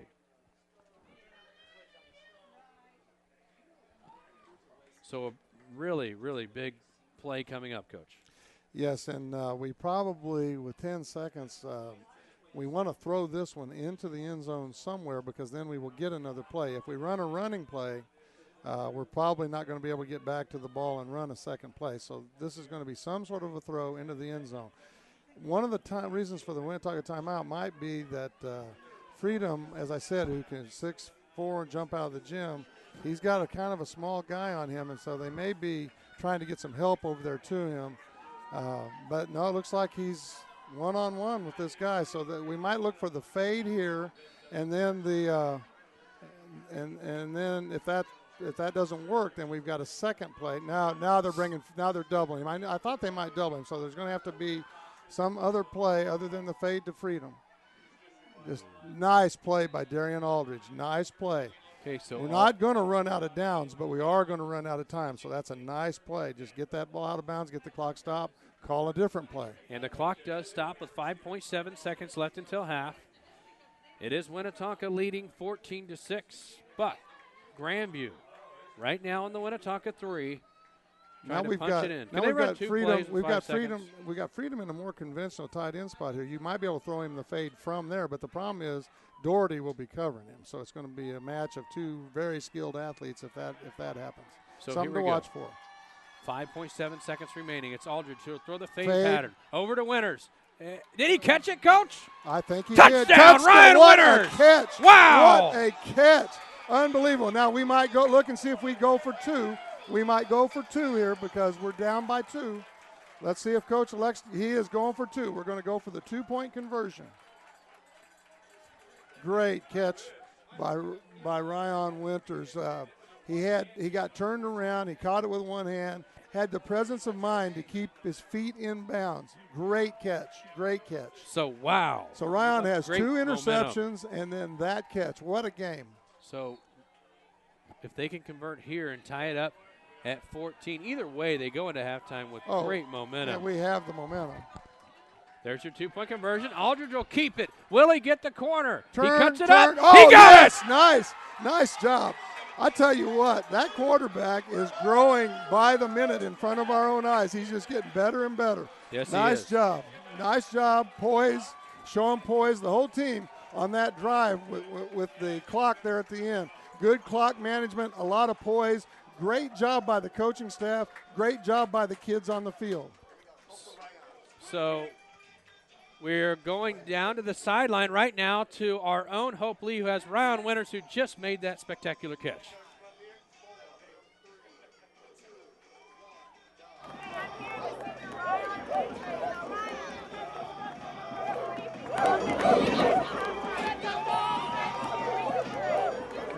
Coach setting us up, and he putting us in the right position. We just got to come out and execute. That's all he's been talking about all week. Execute.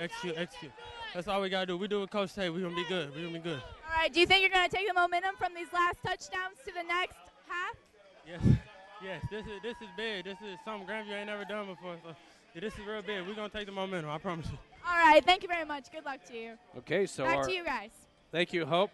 Hope Lee doing a great job on the sideline with our sideline reporting for Ryan Winters, who Coach earlier had dropped some pretty easy catches, but makes a spectacular catch to tie this game up at 14-all. But, Coach, the unfortunate thing is they do have to kick off here. Well, sure, I think we're scribbing it. I kind of was wondering why we hadn't scribbed to some of the previous kickoffs. We do not want their back guys to touch this ball.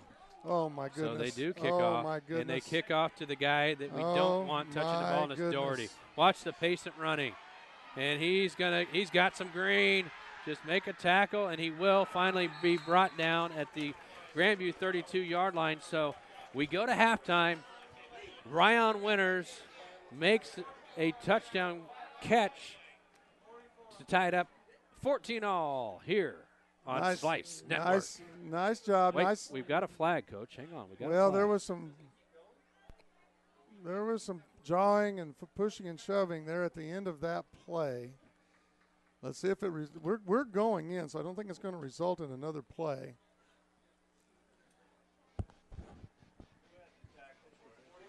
Well, there's referees talking with Coach Leach and the. If it's some sort of a post-possession foul, it'll go on. It'll be tacked on the kickoff for the next half. So we'll have to see exactly what it is. So we go into half, tied at 14 here at Bulldog Stadium on Slice.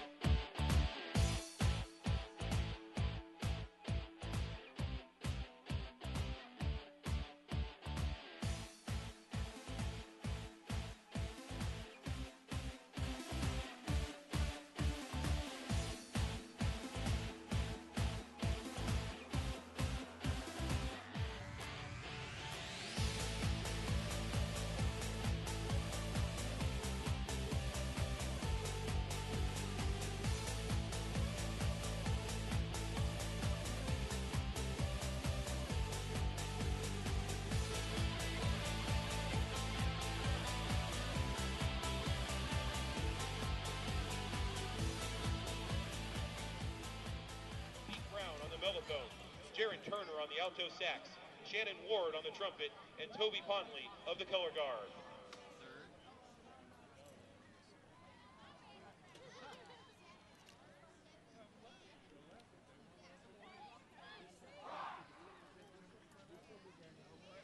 Drum majors Laura Casey and Joey Parker. Is the band ready?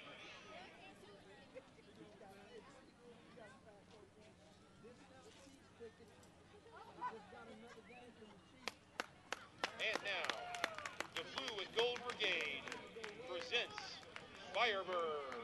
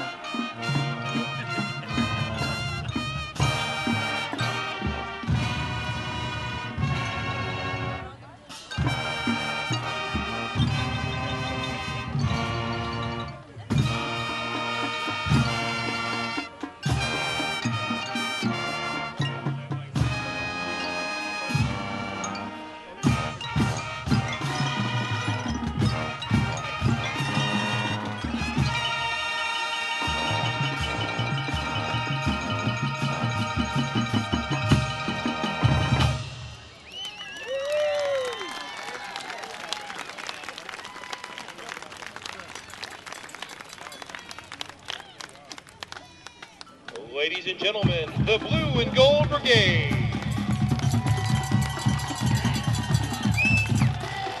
In 2 weeks, the band will compete in their first field competition of the season at the Carrollton Marching Festival. The color guard and drumline will also be performing in the indoor competition. Good luck, band. The band would like to thank the Grandview band boosters for their tireless and diligent support and hard work for all our band students and staff. They assist with water, uniforms, food, moving equipment, etc. They are an integral part of the Blue and Gold Brigade, as well as the entire CSD4 instrumental music program. One more time, let's hear it for our very own Blue and Gold Brigade.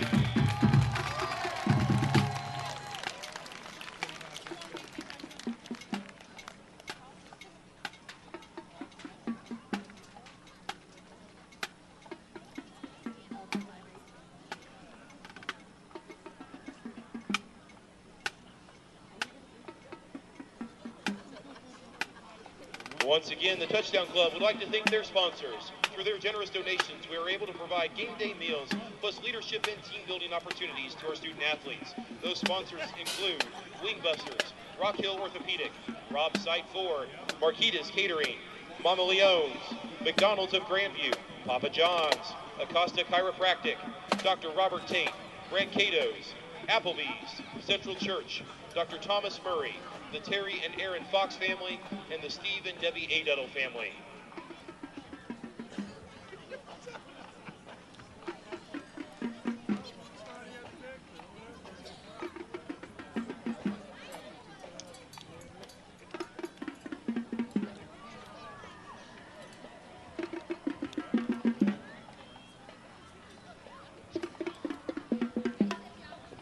If you bought a Touchdown Club raffle ticket for one of the Chiefs tickets, pull those out. We're going to draw that ticket right now. Again, this is the raffle ticket for the Chiefs tickets that you bought from the Touchdown Club. The winning ticket number is 7792651. The last 4 digits, once again, 2651. You can meet a member of the Touchdown Club right in front of the press box on the 50-yard line.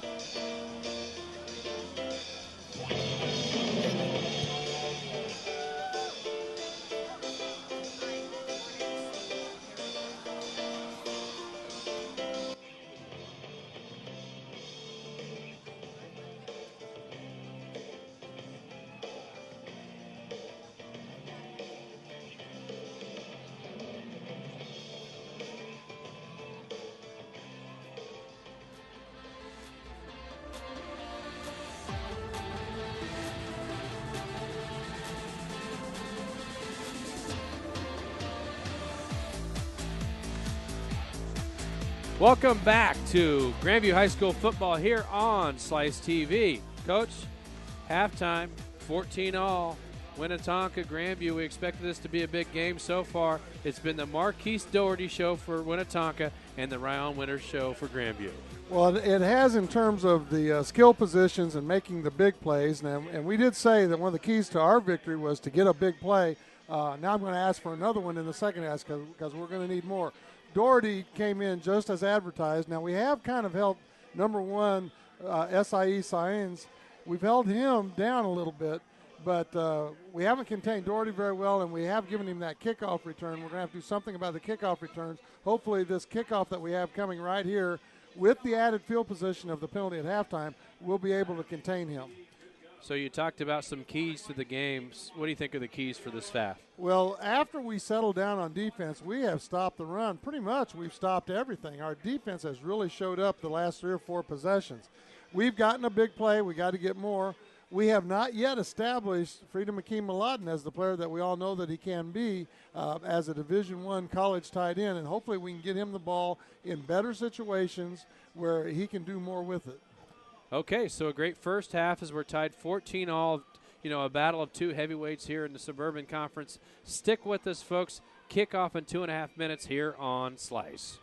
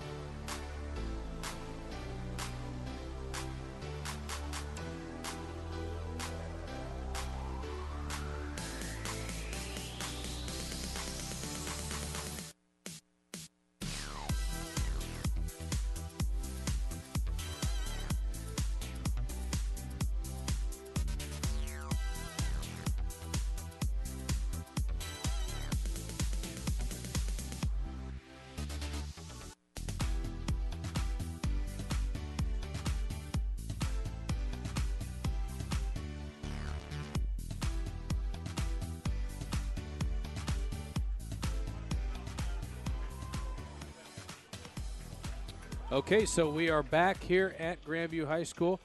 And as we had mentioned before halftime, there was a penalty on Winnetonka in the last play of that first half. So they are going to be penalized 15 yards. So Grandview is going to kick off from the 45.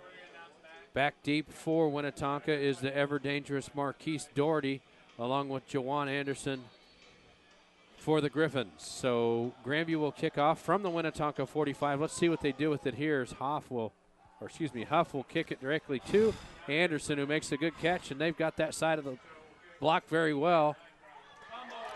And they fumble, and Grandview will get it. Fumble. It's Anderson who fumbled the ball. Now there's also a flag on the play. Let's see if that's a blocking call against Winnetonka. It is a hold against Winnetonka. We'll decline that. We start off with the ball in the red zone. Okay, it was Thomas, number 27 for the Bulldogs, making the play. So Grandview, coach, they took the momentum into halftime, and now with that momentum, they've got unbelievable field possession to open the second half. We need to punch this in. Huge fumble recovery there by Thomas. Okay, so here we go. Once again, it's Aldridge with Turner and Alexander. And, Coach, you would think they would give the ball to Alexander and let the big dog hunt. That's very possible. There's 6 in the box. And Winnetonka, they do give it to Alexander, and he's wrapped up. Boy, he's tough to bring down as it takes 4 or 5 Griffins to bring him down finally. But he is brought down for a loss. That'll bring up 2nd down and 13. We both teams are hard-headed here. We're going to run it, and they're going to keep them in the box, but we're just trying to find that little seam, get him loose, and then he'll break it. Once again, Winnetonka kind of playing with fire here, as if they're going to load the box, they're going to leave Winters, and they're going to leave absolutely Desmond Tyson out in single coverage, and also, like you had mentioned in the pregame, Freedom Akeem-Laden. There's your handoff up the middle to Jarrell Alexander. He'll make a cut. He's still on his feet. So a good 9-yard run. Coach makes, as you had mentioned before, a manageable third down. That's the seam that we've been talking about. And what we did that time is we moved the tight end and the wing back to the left side. We loaded the left side. Winnetonka adjusted to get stronger to that side, and then we ran it back the other way, and we created a seam. Okay, Coach, and you had mentioned this all night long. Manageable third downs. Here's another one. 3rd and 1. And this is definitely 4th down territory. We're obviously going to go for this. And again, we are strong to that left side. We've got Freedom Akeem-Laden in our wing to the left. And it's a sneak by Aldridge, right at the middle, but a false start on the Bulldogs. I think they're calling a false start on Aldridge there. Not sure about that call, but evidently that's what the ref saw, but I think he just got it, took a step backwards, and then found his hole. But maybe they're saying that he went forward. Now this is a little less manageable, but it is 4-down territory, so we're going to go for it on 4th down. So the playbook's totally open. Any run, any pass, it's totally open here. And do you think it's still 2-down territory here? You think Grandview would kick a field goal maybe to take the lead? We could possibly do that, but we'll have to see how close it is. Fade. Aldridge will throw. He'll have Winters who caught it in the end zone. Touchdown, Grandview. Now that fade was against double coverage, and they beat the double coverage. So that's a very well thrown ball. Very well thrown ball. And, of course, Ryan Winters now, he is trying to stake his claim as being the best athlete in this game because he's now kind of done a little bit more than Doherty has done for Winnetonka. So, it's kind of a match between those two. Let's see if we can contain Mr. Doherty in our next defensive session. Okay, so huge momentum swing. There's the extra point is missed. Hit the upright. Missed it. That's 2. So, Coach, hopefully that extra point doesn't come back to haunt the Bulldogs as it's 20-14 as Grandview scores quickly here off a Winnetonka fumble on a kickoff return to take the lead here at Bulldog Stadium here on Slice.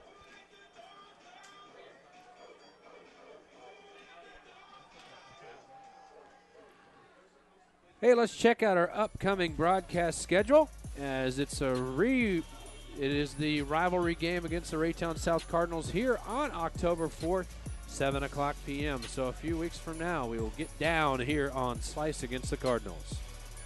Shout out to my son, who's actually in New York. He's getting married on October 4th in New Orleans. I will miss that game, and I will be sad to not be here, but once-in-a-lifetime opportunity. My son's getting married in Jackson Square in New Orleans, and it's going to be a really good time. I'm going to miss you, Coach.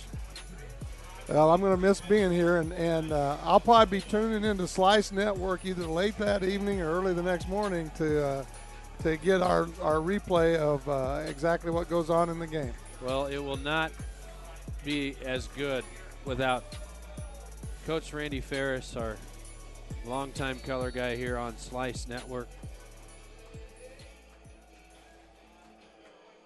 So, Grandview 20, Winnetonka 14 here, early third. Little squib kick, and Winnetonka will cover it up, so they will get very good field position here on the 40-yard line. All right, now we thought squib kick would be the way to go. Now we're going to need to execute the squib kick just a little bit better. You gotta get it over that front line, and then let it bounce over them so that then it's rolling as it goes back into the second level of backs that are there to receive.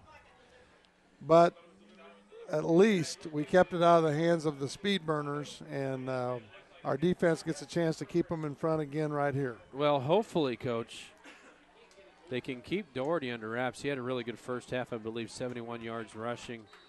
So hopefully they can keep it out of Doherty's hands or just keep him contained. A really good defensive stand here could really break the game open for the Bulldogs. It is Doherty. He'll cut it back up. What a nice run. cut, too. Wow. What a nice cut. Up to the 50-yard line, so about an 8-yard run, brings up a second down and 2. It was a really simple off-tackle play to the right. He got a yard or so to the right, and then he saw nothing was there, and he planted his right foot and cut back to the left. And it was just a really nice run. Really nice player. Actually, it'll be a second down and 4, just inside Winnetonka territory.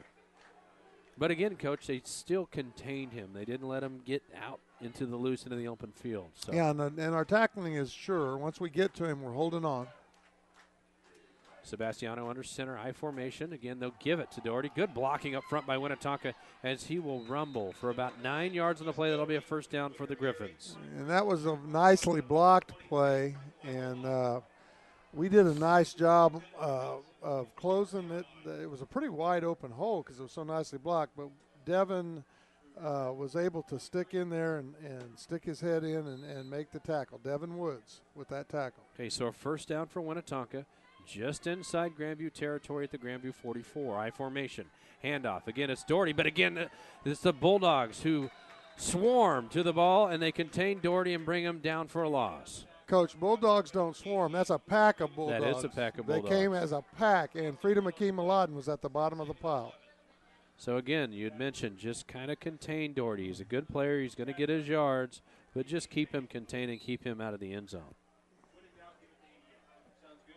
Clock rolling here, 8:40, third quarter. Grandview 20, Winnetonka 14.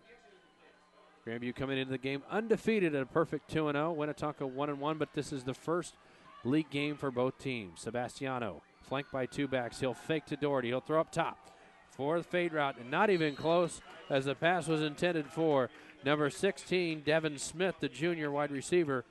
We showed him a little bit different wrinkle on defense that time. We had a delayed blitz by our two inside linebackers, and I think he kind of felt the pressure a little bit right before he threw it.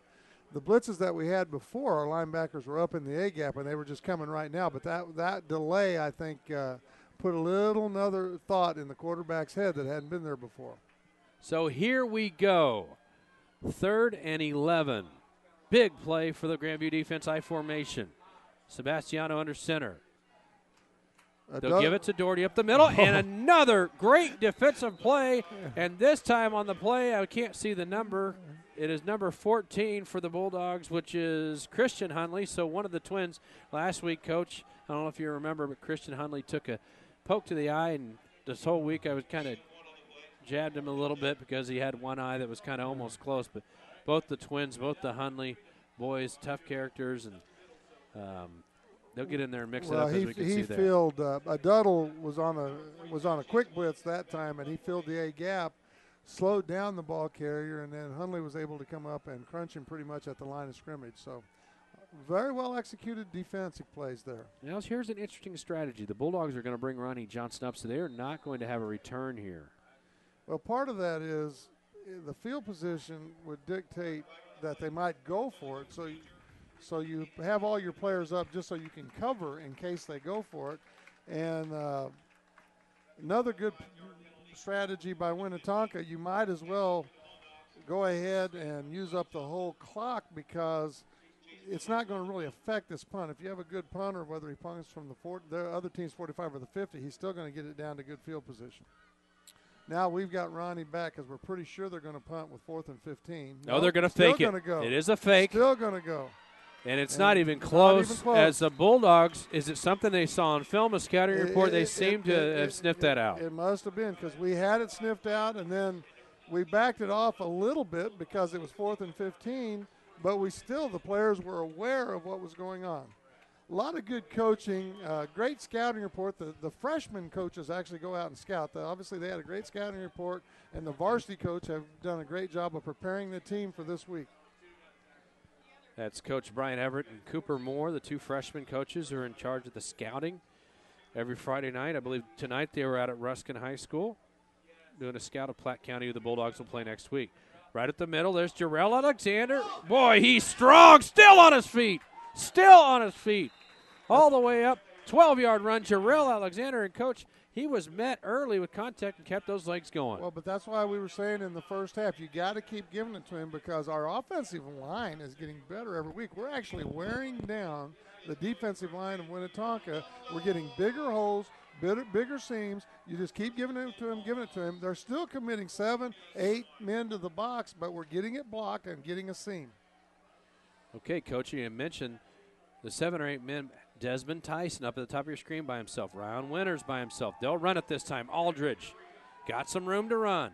He'll turn the corner and he'll pick up a good 3 yards. Now Aldridge, as he did on the touchdown earlier when he stretched it out and then he found a little seam and then cut it up, he could have done that again there. And as a first-year starter, you know, he's getting better all the time and he's starting to feel his legs and eventually he'll cut that up and he'll get a couple more yards out of that. So that'll bring up 2nd down and 9. 7 minutes and 4 seconds remaining here in the third quarter. It is Grandview 20, Winnetonka 14. In that speed option that we just ran, it's important that the quarterback keep it some just so you keep him honest. And so he kept it, and that'll make bigger holes for Jarrell down the road. Aldridge under center. Wide receiver in motion. They'll fake to the wide receiver, and it's Jarrell Alexander right up the middle for another 12-yard gain. That fake to the wide receiver creates the cross-buck type of motion, and the linebackers start looking at the motion going across, and and Jarrell is so quick to the hole, he doesn't need much of a space in there, and he can get through it. And, Coach, I believe that's the 3rd first down for the Bulldogs on this drive, so 3 first downs for the Bulldogs. Pretty good drive. Our poise has been really good tonight. Not very many penalties, very well organized, very well coached, very well executing the scouting report. Just all in all, really good effort. It's Aldridge looking to throw into that single coverage. This time they're going to pick on Tyson. Did he come up with the catch? It looks for he had both feet out of bounds. He had both feet out of bounds. He caught it, but both feet were out of bounds.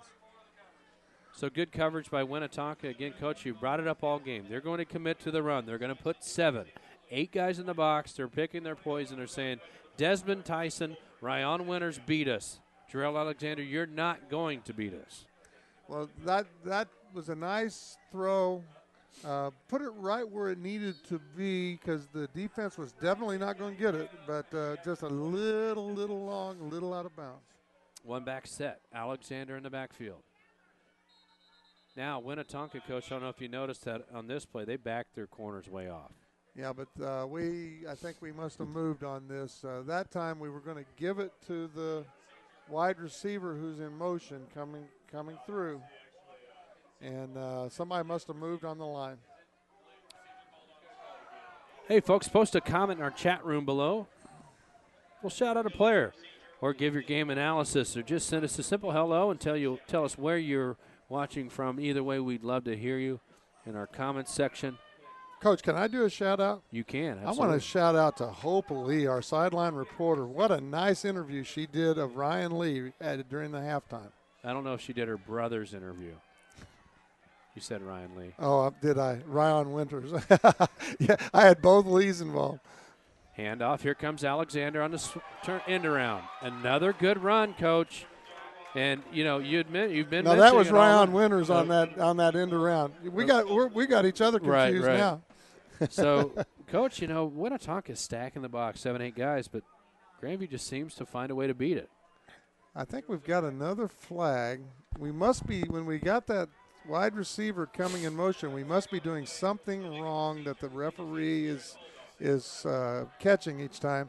They're explaining it to our coaches. I don't think our coaches are necessarily agreeing with what's going on, but whatever it is, we're going to have to clean it up because the referees obviously are going to call it every time. Well, you mentioned Hope Lee, and she's doing a fantastic job as our sideline reporter, but not only do we have Hope Lee here on Slice, but also Delshawn Newsom, Dion Peterson, Xavier Townsend, who's a Grandview Middle School student, Cedric Harrison Bell, along with our executive producer, Sheldon Neal, putting on the broadcast tonight here on Slice. Great game.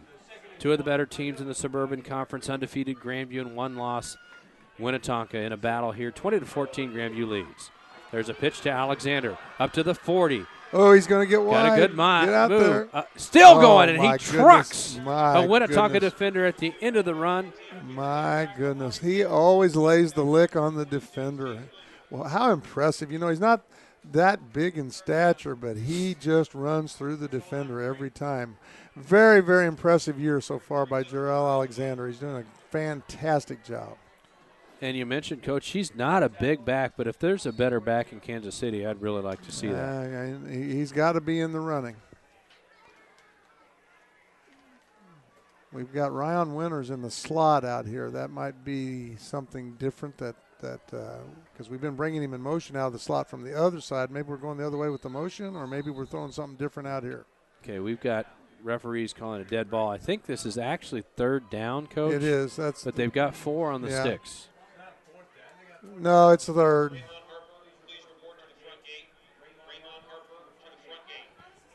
There, they've changed it, Coach. The down box was just wrong. So it's third down, 3rd and 11.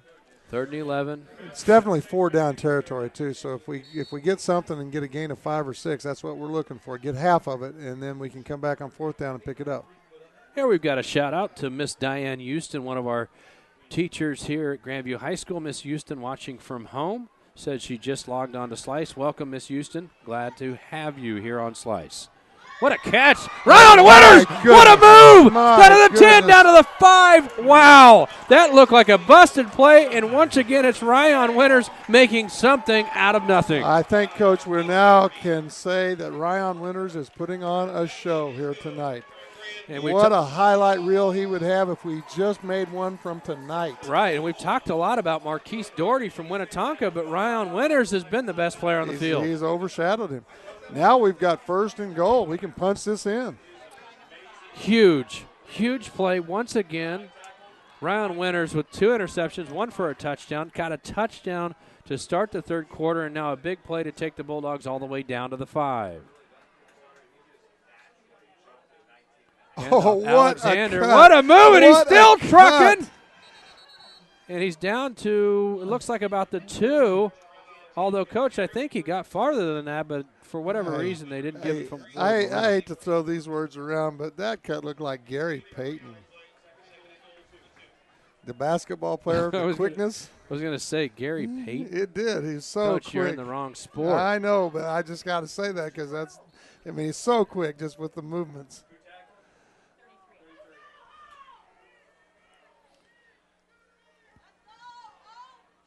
Oh, we're emptying the backfield. There's your sneak with Aldridge. Did he get in?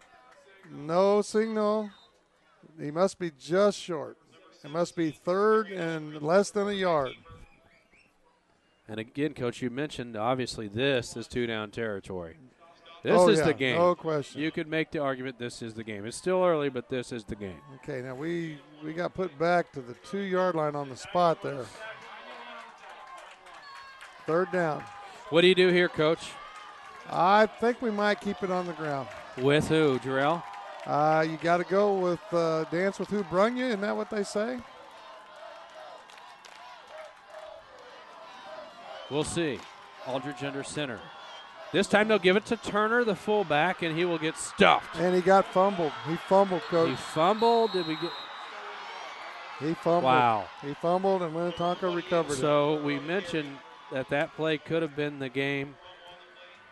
Unfortunately, he fumbles the ball, and Winnetonka will take over. There was no hole there. It was just stuffed from the beginning. So momentum here, maybe turning back to Winnetonka just a little. Well, Grandview seemed to have it for the first 11 minutes of the half. Yes, we did, and we could have stuck that in, but we still got great field position, and our defense has held them very well. Got a shout out from Miss Houston once again. She says, great announcing, Coach Coop and Ferris. She has no clue, and she's an English teacher, how to spell your name, sir. She spelled it Ferris, Ferris. Does she know who you are? That's because I'm a big wheel in this business. The pass is complete over the middle to number 45 for the Griffins.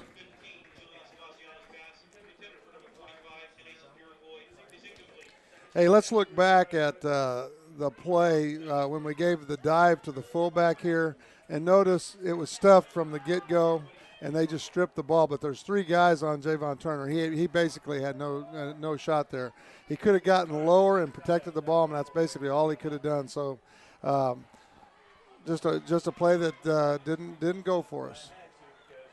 Okay, so Winnetonka again, that I formation. Coach, they've kind of gone away from the Draw. multiple formations. There's Doherty right up the middle. Boy, and he fights. will get a first down, so a good run. I think he did. He fights his way. You know, it's really interesting because early on Winnetonka is showing different formations. They're spread, they're one back, they're no back, they're I. Now they're straight I, and they're saying, hey, this is Jarrell Alexander against Marquise Doherty. Let's go. Yeah, they've become kind of predictable here, but part of the problem is their quarterback has not thrown the ball well, and I don't think they want to throw it very much. Sebastiano under center. Again, the I formation. Look to the sideline to maybe change the play here. And they'll give a pitch this time to the outside. It's number 42 for the Griffins, so they bring in another running back, and this time it is Chase Williams, the junior running back, will run for 11 yards. About 11 yards, so another first down for Winnetonka as the clock continues to roll.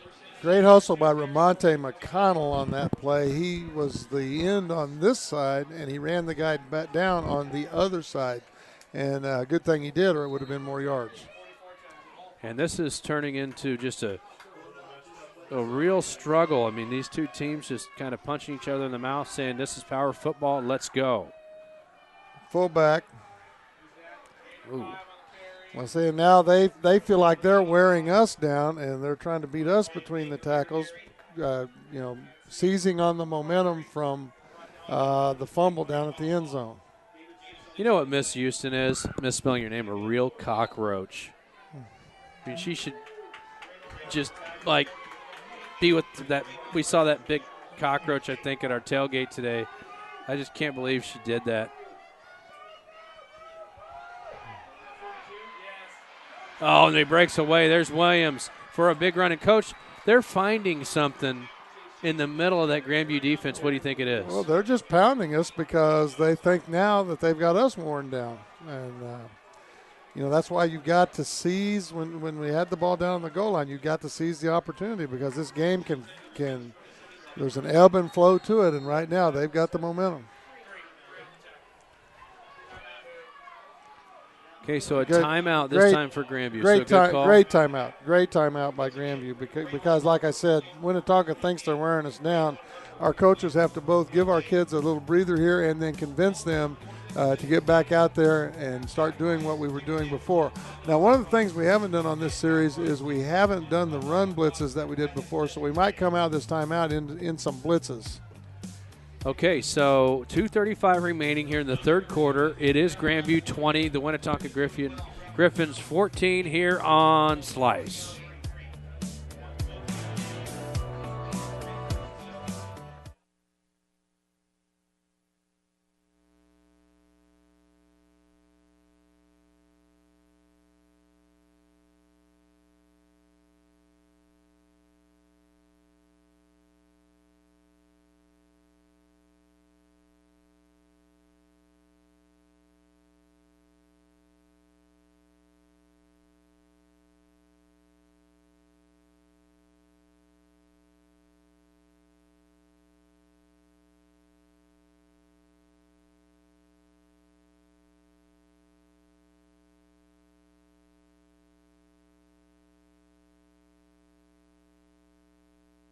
Just went up to Javon.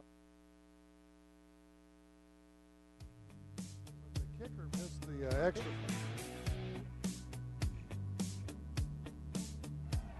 Welcome back to Slice. As it's Sebastiano who will keep it up the middle for about 2 to 3 yards. So the clock rolling here in the third quarter. Grandview leading 20-14. And a really good game as two heavyweights here in the Suburban Conference kind of taking punches from each other. As early on it was Winnetonka taking the early lead, and then Grandview comes back, ties the game at halftime, and then takes the lead on a Ryan Winters reception on a fade pattern, and now it's Winnetonka who's driving. Sebastiano back to the spread, coach. Once again, it's number 42 for Winnetonka, Chase Williams, the junior running back, who gets to a first down. First down. So you had mentioned it, Coach. Is Grandview maybe a little tired now? Maybe it's a mental thing. Maybe it's just, they see the fumble down there. Exactly. It's just a real letdown. Yeah, there has been a very obvious letdown. We're going to have to get back up, though. Maybe a blitz or two here would help get us back attacking. There's Sebastiano right up the middle. So they see something there in the middle, Coach. Yeah, they're attacking in the middle. You know, what's interesting is really outside of that very first pass that Sebastiano made, he really hasn't been much of a sharpshooter in terms of passing, so they've really gone to the ground. Multiple running backs here, mainly Doherty. The good thing is right now, Coach, Doherty's not in the game. And that kind of makes you wonder what's going on with that. But they've shown that they have so many weapons. We talked about it in the pregame. This time they'll pitch it out to Williams. Good pursuit by the Bulldogs, and they'll bring him down short of the first down. Good job. That's a really good job. The first man that got there it was perfect form. He got his head to the outside and ran the man to the sideline, waited for help. The help came, and they turned the ball carrier back. That was just like you practice it. And, Coach, we got another shout-out from another Grandview High School staffer. Mr. Dotson, Russell Dotson, the state champion track coach, said, "Let's go Bulldogs," and how about the announcing? Studs. And I agree on all Well, I got to levels. shout out to Russell Dotson because he watches my PE class every day, and he does a great job, and I need him every day. He does such a good job. And, Mr. Dotson, you, sir, are a stud. As Winnetonka goes up the middle for a gain of, it'll be close to the first down. It's close, marker. but I think just short. And this where the ref has it spotted, it looks like both of his feet are inside the line. That is the first down. So it's 4th and inches. Oh, they're going to measure, I think. Once again, folks, stay up to date on our future broadcast by adding us on Facebook and Twitter. Go to www.myslicetv.com and click follow. Next broadcast will be October 4th against Raytown South, the rivalry game right here at Grandview High School. Coach, after the measurement, they called the first down. So first down and 10. First and goal. First and goal at the 5-yard line. The Griffins.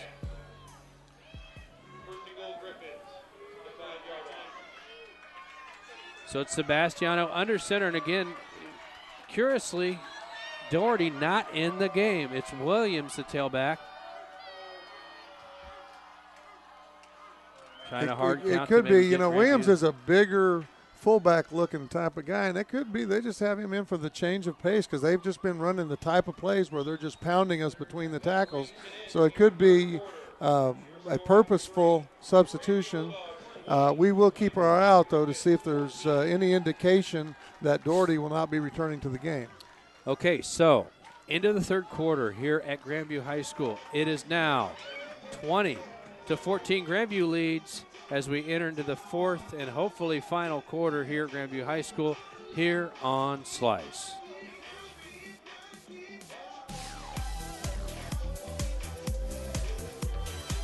Oh, man, I am tired.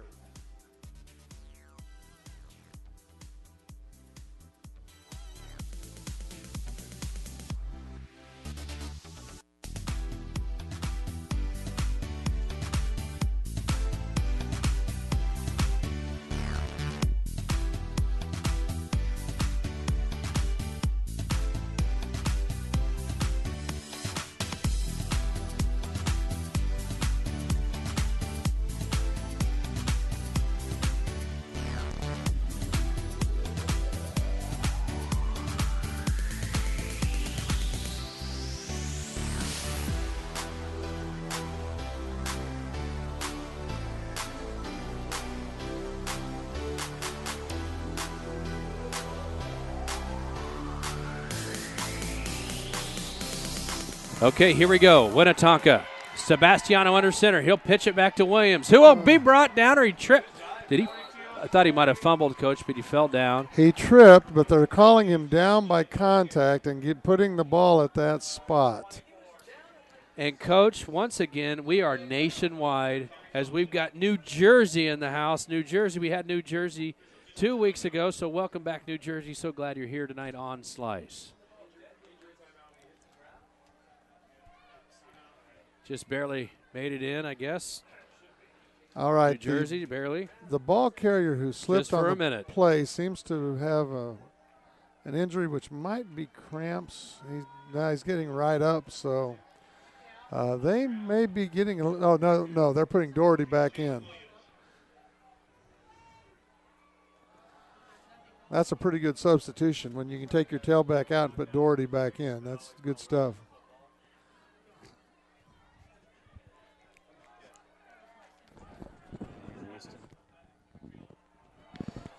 Got another comment from one of our fans online. Love the Slice Network, and we love you. Lots of love, brothers and sisters out there from Slice Network.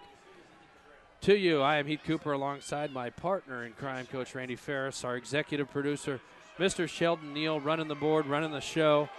And we've had a great one for you tonight as it's Grandview 20, Winnetonka 14, 11 minutes remaining here in this one.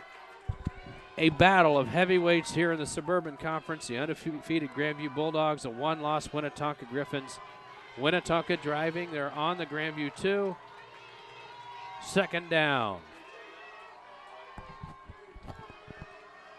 Doherty back in the game. He'll go straight ahead. He's keeping his legs churning, and he will be stopped. Oh, he was stopped. What a stop. What a nice job by several different guys there. So we were wondering where Doherty has been here early in the fourth quarter, and there he is, and a great stop by the Bulldogs. Well, it's what we talked about. I think they just liked number 42, pounding it in between the tackles there, and that's kind of a interesting 1-2 punch when you got 42 doing the pounding, and then you put Doherty back in and see what you can get from him. Again, we talked about from the beginning how loaded with skill people Winnetonka is, and they truly are loaded. Okay, you would think they would go back to that well once again with Doherty number 5. Well, they're overloaded to the left side. They've got like a double wing to the left. Oh, they're going to call timeout. So a timeout, Winnetonka. They'll look to try to set up a play here in the fourth quarter. 10:53 remaining. It's Grandview 20, Winnetonka 14. Do you need a website for your growing business or need a corporate video for an upcoming event? Is your office in need of IT support? It's time you call NMG Studios for help. NMG Studios is a multimedia company that specializes in video production, web development, and IT support. Let NMG Studios build your next website that your customers will absolutely love. Or let NMG tell you how to be more efficient in your office by adopting new technology. Visit www.nmgstudios.com for more details. And tell them that Coach Ferris sent you. All right, here we are again. The quarterback's under center, and you got Doherty deep, but then you got kind of a double wing situation to the left, but the tight with no tight end in the game. So, and it's just a quarter. They were just trying to spread us out. And I think it got the stop, Coach. Sneak. We're not getting any indication. No, they're showing that it's on the 1 foot line. Wow. The referee's coming in. Huge play by the Bulldog defense. And, Coach, all year long, Grandview's been great in goal line stands. Yes, we have. Yes, we have. Part of that is you can put 2 Division I guys in there, Appa Vicinia and Freedom Akeem Maladen. That's 2 pretty stout guys you can put in there. And then with our other guys chipping in, we can get down lower than the offense and get a stop right here. Okay. This ball's got to go to number 5 here. You would think so. Doherty's going to carry this ball. I don't see a quarterback sneak. You got to give it to your best player. Sebastiano under center. He will pitch it out to Doherty. Bulldogs pursuit, and Doherty will walk in the end zone off the pitch play. Touchdown, Winnetonka. Right. Big extra point here. If we could get a block, it'd be so big. Plenty of time in this game. And our offense has shown the ability to drive. We've shown the ability to make big plays. Plenty of time. So 20 all here in the fourth quarter. Extra point upcoming. It is 10 minutes remaining here at Grandview High School. Great game between 2 excellent teams here in the Suburban Conference. Extra point is up. Extra point is good. So Winnetonka takes a 1-point lead here at Grandview High School. Right. 10 minutes remaining here on Slice. All right, time to go to work, and it starts with this kickoff return. We've got 2 great kickoff returners back there, too. They've been kicking away from been kicking away from Ronnie Johnson and kicking it to Ryan Winters, but after the game Ryan's had, Ronnie may get his chance to show his speed. And as usual, our executive producer, Sheldon Neal, will have this game up on the Slice Network shortly after the game. So if you want to see the broadcast of the game in its entirety, go to www.myslicetv.com. It will be posted shortly after the game.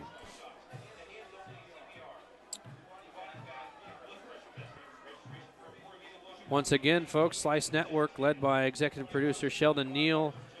Great deal of the focus that Mr. Neal does with the broadcast is our Grandview High School students. Many students involved tonight, including Delshawn Newsom, Dion Peterson, Xavier Townsend, Cedric Harrison Bell, and our own sideline reporter, Miss Hope Lee, who we will hear from after the game. So a good group of GHS students and 1 middle school student, Xavier Townsend from the middle school, helping us out tonight here on Slice. So Winnetonka will kick it off, leading by 1 here with 10 minutes remaining at Grandview High School. There's the kick. Good kick this time. This time Ronnie Johnson will let it go out of the end zone for a touchback, so Grandview will take over on their own 20-yard line. And, Coach, what do you expect here? What do you expect Grandview to do, and what do you expect Winnetonka to do defensively? Well, Winnetonka, I think it would be a mistake for them to loosen it up and play back a little bit deeper. I think they'll come out with the defense they've been playing all day, and I think it would be a mistake for us to just start willy-nilly throwing the ball around. We've got to mix in the run, mix in the play action, look for an opening for pass plays. I think we can move the ball. Okay, and now we've got Winnetonka dropping 2 safeties. Now they'll bring 1 up to the line. So once again, stacking that box with 8 players. And they're leaving Ryan Winters out, man coverage. Also Desmond Tyson down to the bottom of your screen. Ryan pointed out to Darian that the safety had stepped up, which means Ryan has one-on-one coverage. So we'll see if we – and we're just running it the other way from There's Jarrell Anderson, or Alexander, excuse me. So we ran it the other way from the safety who came up. Sometimes what happens is you kind of make a count. If there's 4 defenders on one side and 3 defenders on the other side, you run to the side with 3 defenders if there's 7 in the box. So sometimes it's just as simple as that. when an audible is called or when the play is changed by the coaches giving signals from the sideline. Okay, got another shout out to a former player here at Grandview High School, Corey Fox, who's the older brother of Matthew Fox, number 74. So, Corey, thank you so much for coming back and watching the broadcast. Nice hole. Nice hole. And what effort. He always gives supreme effort on every carry. The blocking there was just superb.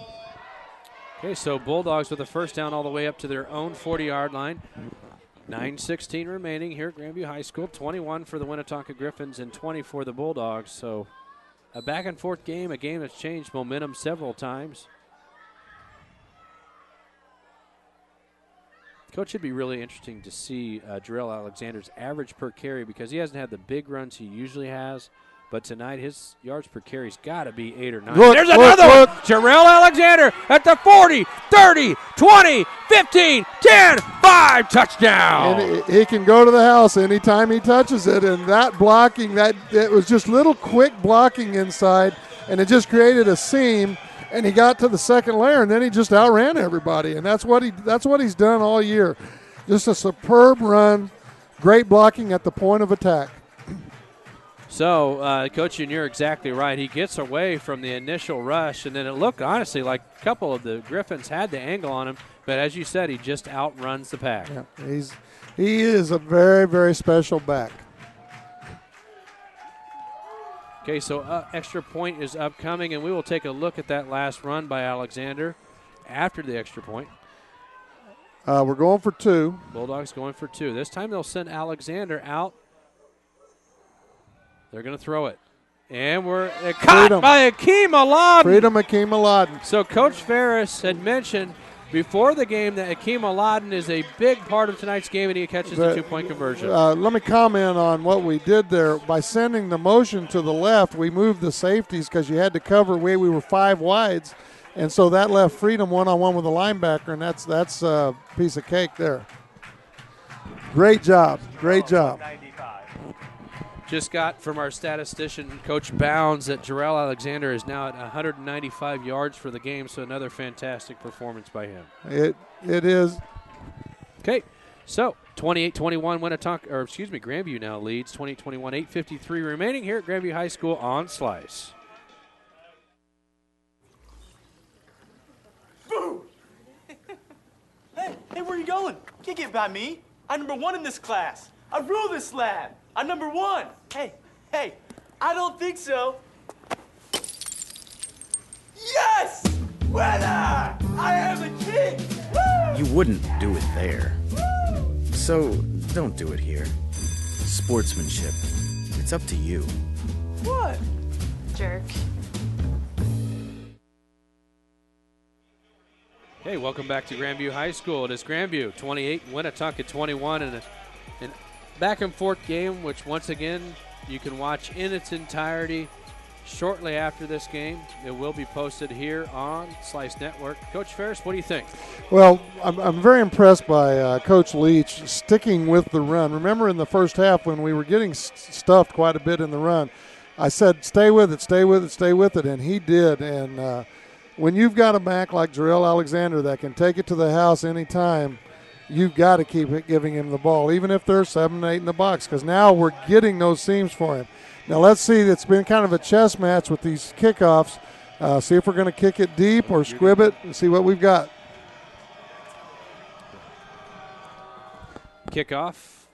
Ball. Ooh, almost a fumble there by Winnetonka, but they, Coach, will get good field position here on the 41. Yeah, and that was kind of lucky. That was a good squib kick, but the up man was able to get 2 hands on it and stop it and then fall, and the other player falled on it. But if that gets past him, that would have been perfect.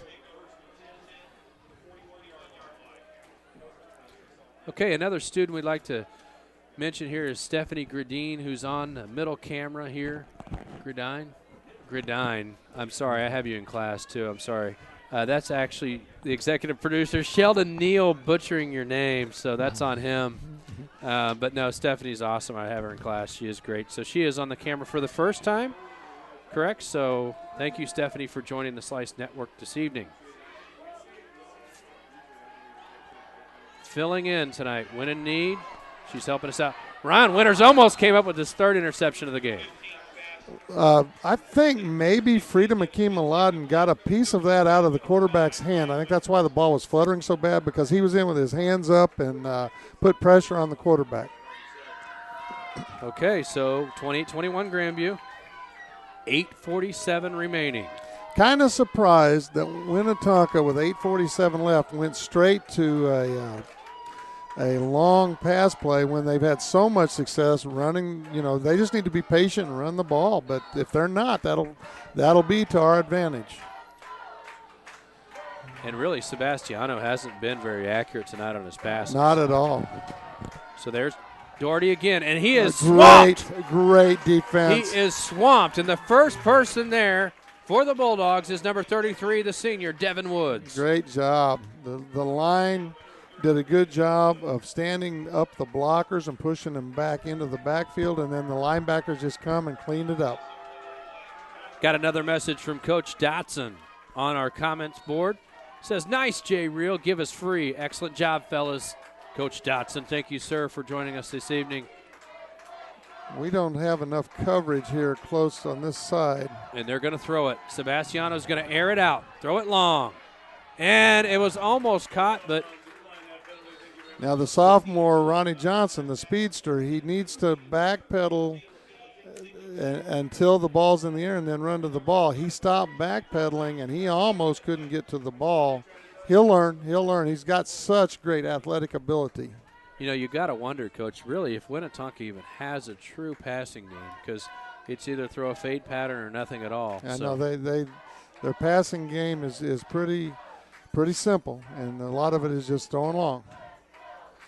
It's, again, it kind of surprises me that they've gone to that, because you know, there's a lot of time left in the game, and they may have to go ahead and punt it here. And now we need to watch for that fake again. If they faked it before, they were almost in the same field position when they faked it before, so they could do that again. So Winnetonka back to punt.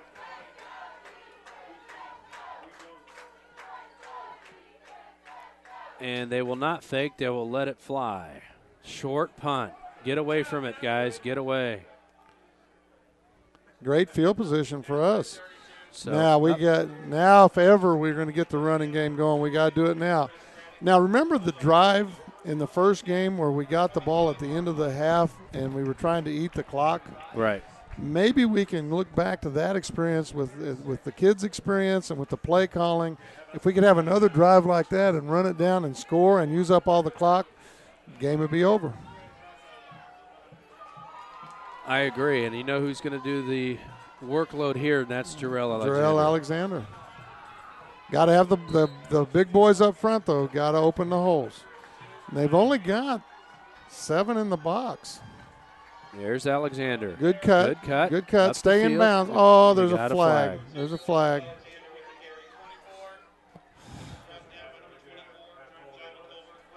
So let's reset the scenario here. 28-21, Grandview leads this game here on Slice. 7:51 remaining. Grandview with the ball on their own 35. Not now. It's going to be first and probably over 20, depending on where the hold took place.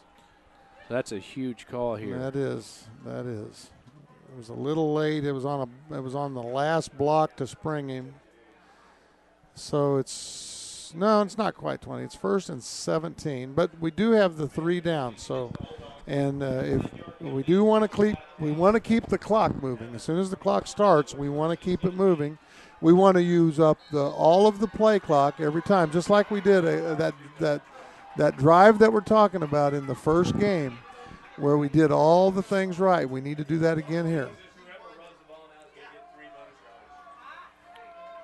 Aldridge under center. Fakes the handoff to Alexander. He's looking to throw it. He'll let it go. It's caught by Winters for a first down. Wow, that's a big call. Big call. You know, and we've seen Winters out jump guys on some fade patterns, but that's a fantastic route that time. It was.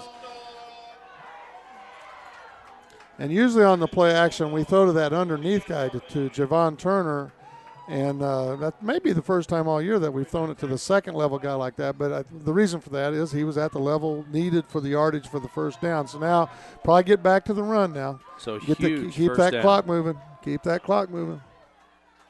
Huge first down.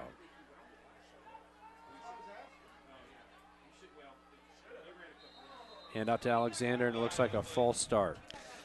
Let's take a look at that pass play. Very effective because, first of all, it's play action.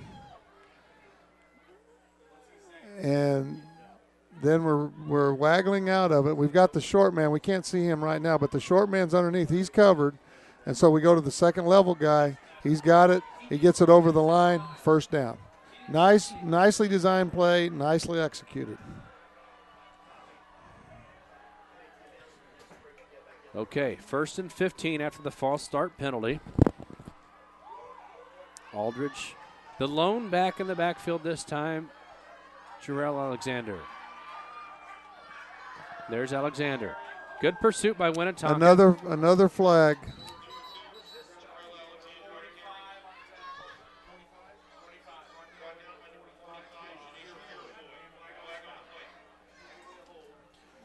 So another flag, probably a false start. No, it's a hold, and this one is going to be in the backfield, so it's going to push us back even further. Oh, they're choosing to take the down. Wow.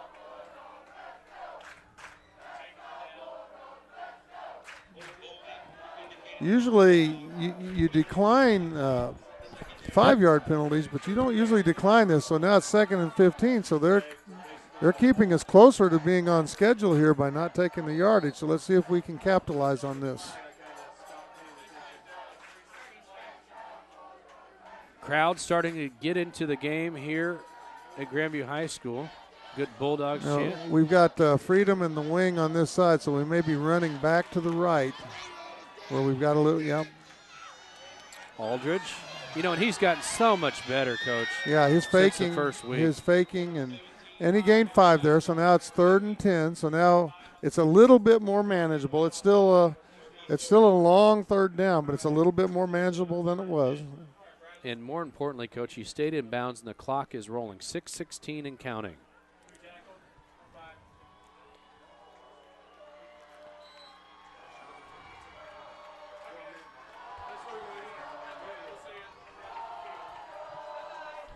Okay, we are at the 6-minute mark. Let's reset the game here. 28-21, Grandview leads it here at Grandview High School. Listen to this crowd get into this game, Coach Ferris. Yes, it's some of the Booster Club members. Wow. They run out of time? No, he called a legal procedure. I think maybe one of the linemen didn't get set. So now it's 3rd and 15, a little bit less manageable. Some of the Booster Club members, some of the actually officers of the Booster Club have been very instrumental in trying to get the fans a little bit more aroused.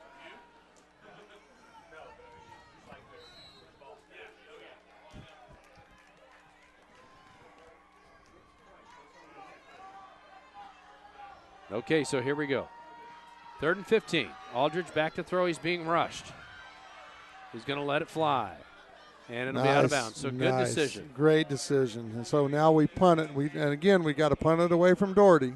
How about the maturity of Aldridge since Aldridge week one? He's only made one bad decision I can remember all night, and that's in like probably 75 snaps. So, Sure. Great job.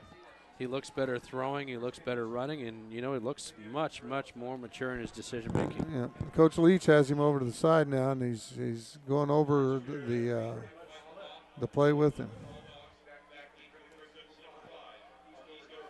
So it's Michael Hoff back to punt again. He's been fantastic all year punting.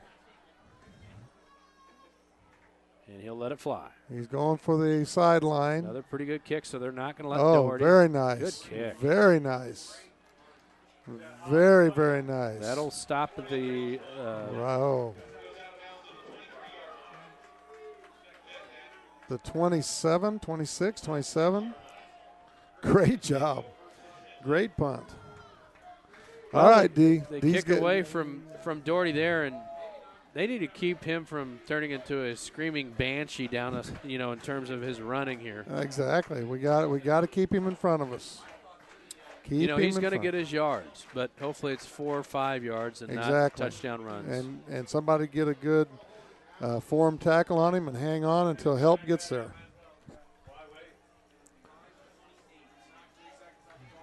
Okay, 5:28 remaining. Grandview 28, Winnetonka 21. In what has been an unbelievable game on an unbelievable night here at Grandview High School. Draw play again. It's Williams up the middle. They found something, Coach, right in the middle of that Grandview defense. Well, that's because we've loosened up and we're playing pass because of the time and the distance and the situation, and so draw play might work. But we just talked about keeping Winnetonka in front of us, and we gave up a few too many yards there, but we kept them in front of us. So first down, Winnetonka. Sebastiano with the I formation behind him. Doherty dotting the I. Sorry, that's Williams. Once again, Williams up the middle, but this time he's met and he is stopped immediately. That time, a Duddle. The lineman defeated their men, held them in place, pushed them back, and then a Duddle, the other linebacker, was able to clean up and get him to position. And we've called his name a couple times tonight, so he's doing a good job. Right when Grandview needs it, in the middle of that defense. 2nd and 8, Winnetonka at their own 41.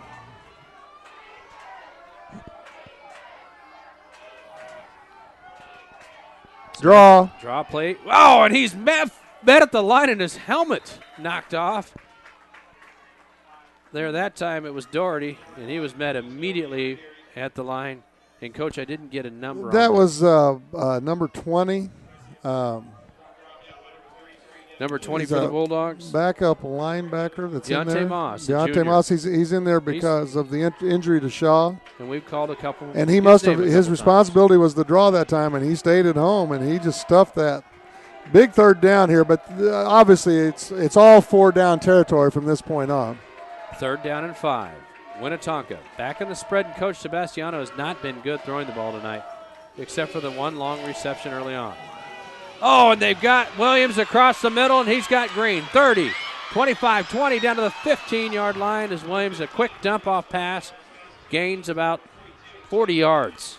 That was a very well-designed play because he was the play action. They faked it to him, and then the linebackers, after they didn't throw it to him, they dropped back into their zones, and they didn't pay attention to him after that, so he just streaked down. It was just a seam pattern. It's right down the hash marks of the football field. He just streaked down the seam, and he laid the ball to him really nice. Got to get a stop here. Hand off to Doherty. Again, he's met at the line, so good job of the Bulldogs. And you can see, Coach, how hard he is to bring down. Yeah. Freedom eventually wrestled him down, but he gets that forward lean, and he's really, really hard to stop. Very nice back. Very nice. Again, it's that I formation. Winnetonka under center. The pitch out to Doherty. Up to the 10. Down to the 5. So I believe it's a first down. They might have got a first down. If so, it's 1st and goal. It's 1st and goal. Now, we've had really good luck with these goal line stands. As you said, Coach Cooper, all year we've been really good on the goal line.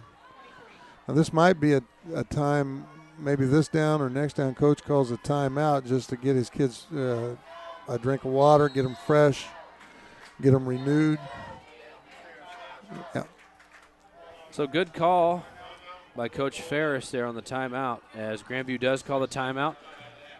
It is 28-21, Grandview leads this game. 2:44 remaining in the 4th quarter in a matchup of Suburban Conference heavyweights here at Grandview High School here on Slice.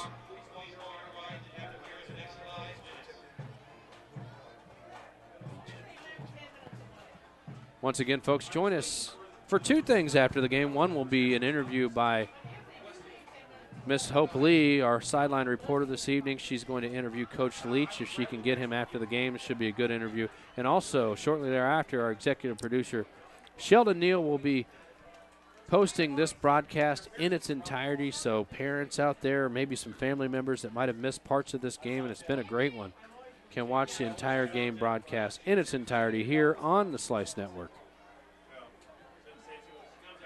Once again, be a good time to post your comments in our chat room, which is found right below your screen. We'll mention some of those comments, or all of them, during the broadcast here on Slice, so if you know a player on the team or you just like to give a Go Bulldogs, let us know down in the comments section in the chat room right below your screen.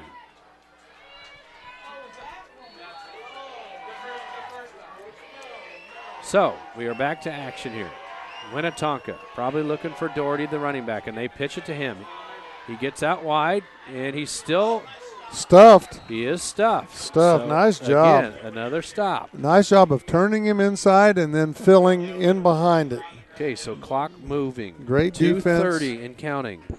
It'll now be 2nd and goal for Winnetonka.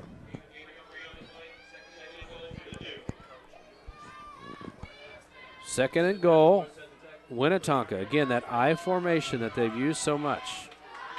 Basically, from the second quarter on, they've gone basically I formation.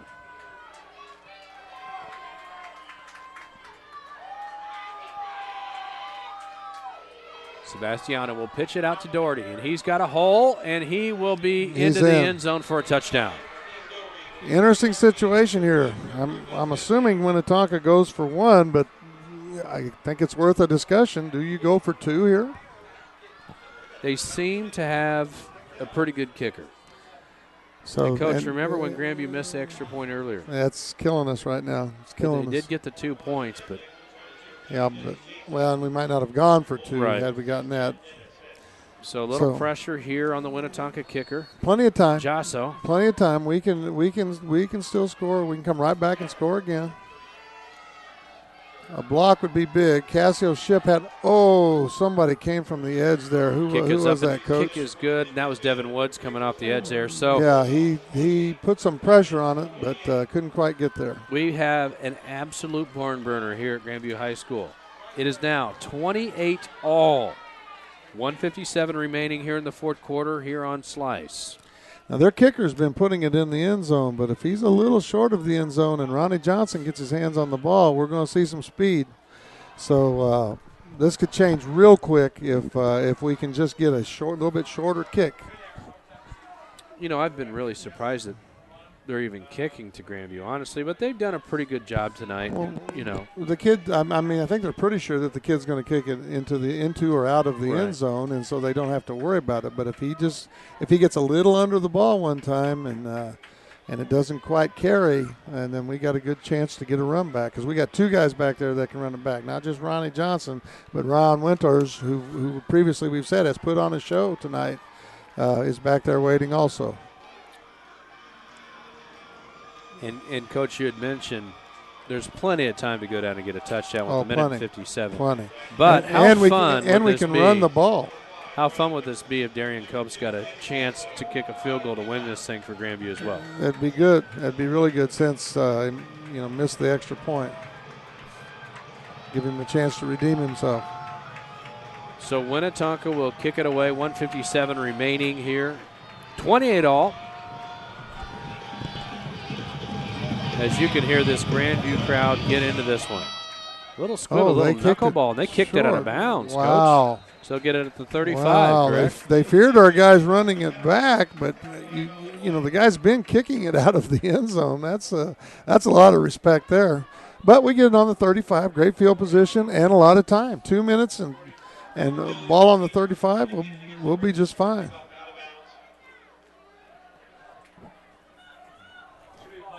You know, we've talked about the 2-minute drill kind of situations, and really, you think this Grandview team might not be equipped to do the, throw it all around the field type 2-minute drill, but they do have Jarrell Alexander, who at any point is a 2-minute drill all by himself. Well, and Javon Turner and Frida McKean-Maladen and even Desmond Tyson has had some big catches this year. He had big catches over there the other night against William Chrisman.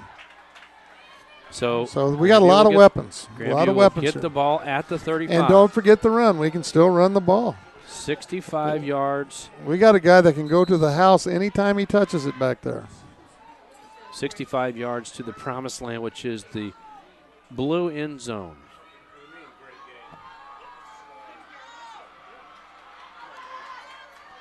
Oh, a fumble on the play, and Winnetonka will cover it. Wow. That was great penetration by the Winnetonka defensive tackle who got back there and got a hand on the ball before we could even make the handoff. Got to bow our necks now. We got to get this thing stopped. This kid's a pretty good kicker, so we got to get it stopped right here so they don't get any more yardage. Let's look at the instant replay on this. Watch the penetration, and the kid just gets back there and gets to the ball before we have a chance to hand it off. A missed assignment inside possibly, or maybe they just overloaded inside and had too many people for us to block. But either way, they got a hand on the ball. Ball's on the ground. Winnetonka has recovered. But we can stop them here. We've shown the propensity for that all night. We can do this.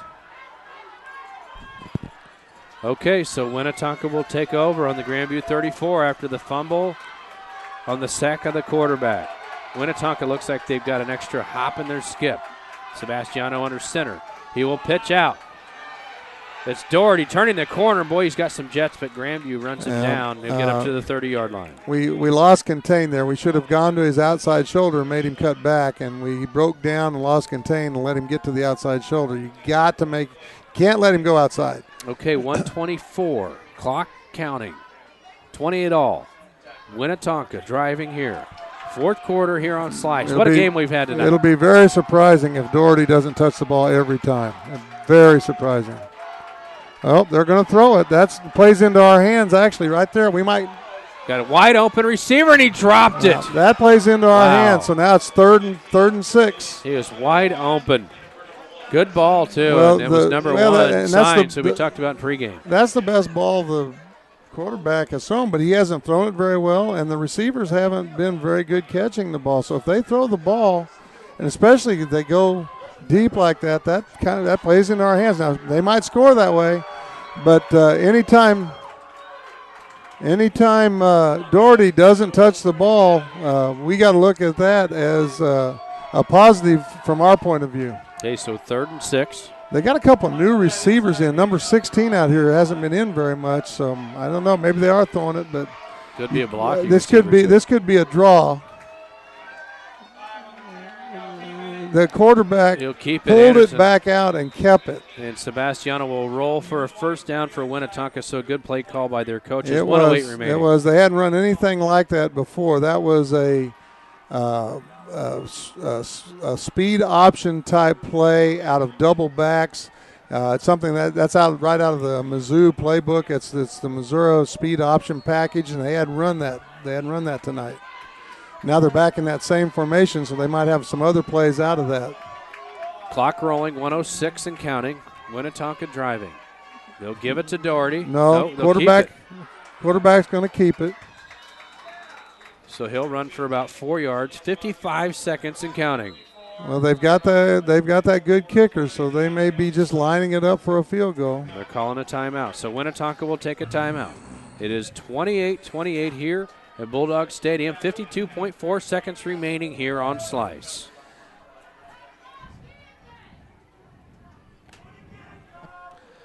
We talked about in the pregame. We talked about our players need to make a big play. And somebody's going to need to make a big play here. Well, all year Grandview has been, once you get inside the red zone, their defense has been pretty good all year. It has, especially down on the goal line. But as you'd mentioned, their kicker, Jasso's pretty good. So you've got to definitely be concerned with that, although right now it's about a 37-yard field goal. That's a pretty long kick for a high schooler, but he seems to have a strong leg. Well, the important thing still is to not lose sight of the fact that we have to contain Doherty. You know, anytime, and Doherty hasn't, they've gone away from him the last 3 or 4 plays, and anytime he doesn't touch it, we've got to look at that as to our advantage.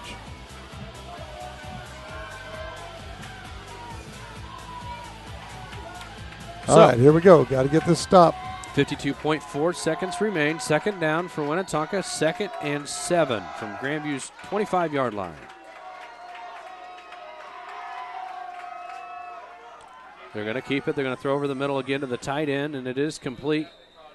That's like close to a first down. Well, they're staying in the same package that they hadn't run all game with this double back set with the quarterback in the shotgun position and all the faking and the passing and everything. These are plays that they hadn't run yet, and it's nice to have a package like that here late because it's confusing our linebackers because they haven't seen this yet this game.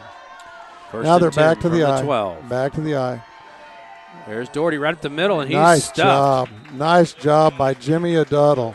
Aduddle once again, and we've called his name several times tonight. Coach, clock's running, 22 seconds. I know. I think they're going to probably kick the field goal now. Call time and kick the field goal. And then if we have a time outlet, I'm not sure if we do, then we might call time to ice the kicker. And we're down. This is like the end of an NFL game here now. It's all about the field goal. 4, 3, and it stops at 3.8. So a timeout by Winnetonka. Looks like they're going to bring on They're Chasso bringing on the kicker to kick this field goal, which will be, looks like about a 29-yard field goal.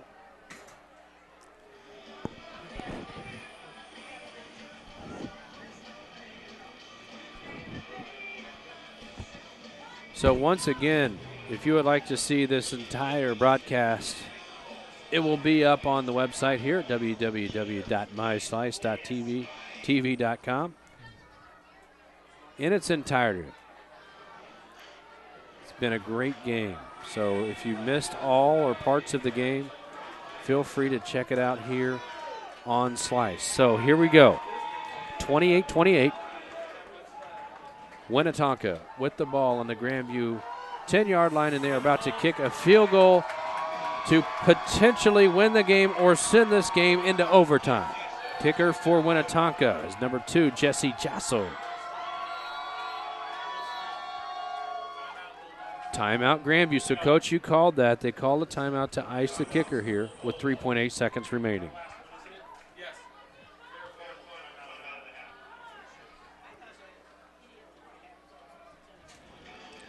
There's another a ploy that you can use here. You can tell your outside guy to try to really get a good jump, because if he's offsides, it doesn't really matter because they're going to get 5 yards and they've still got to kick.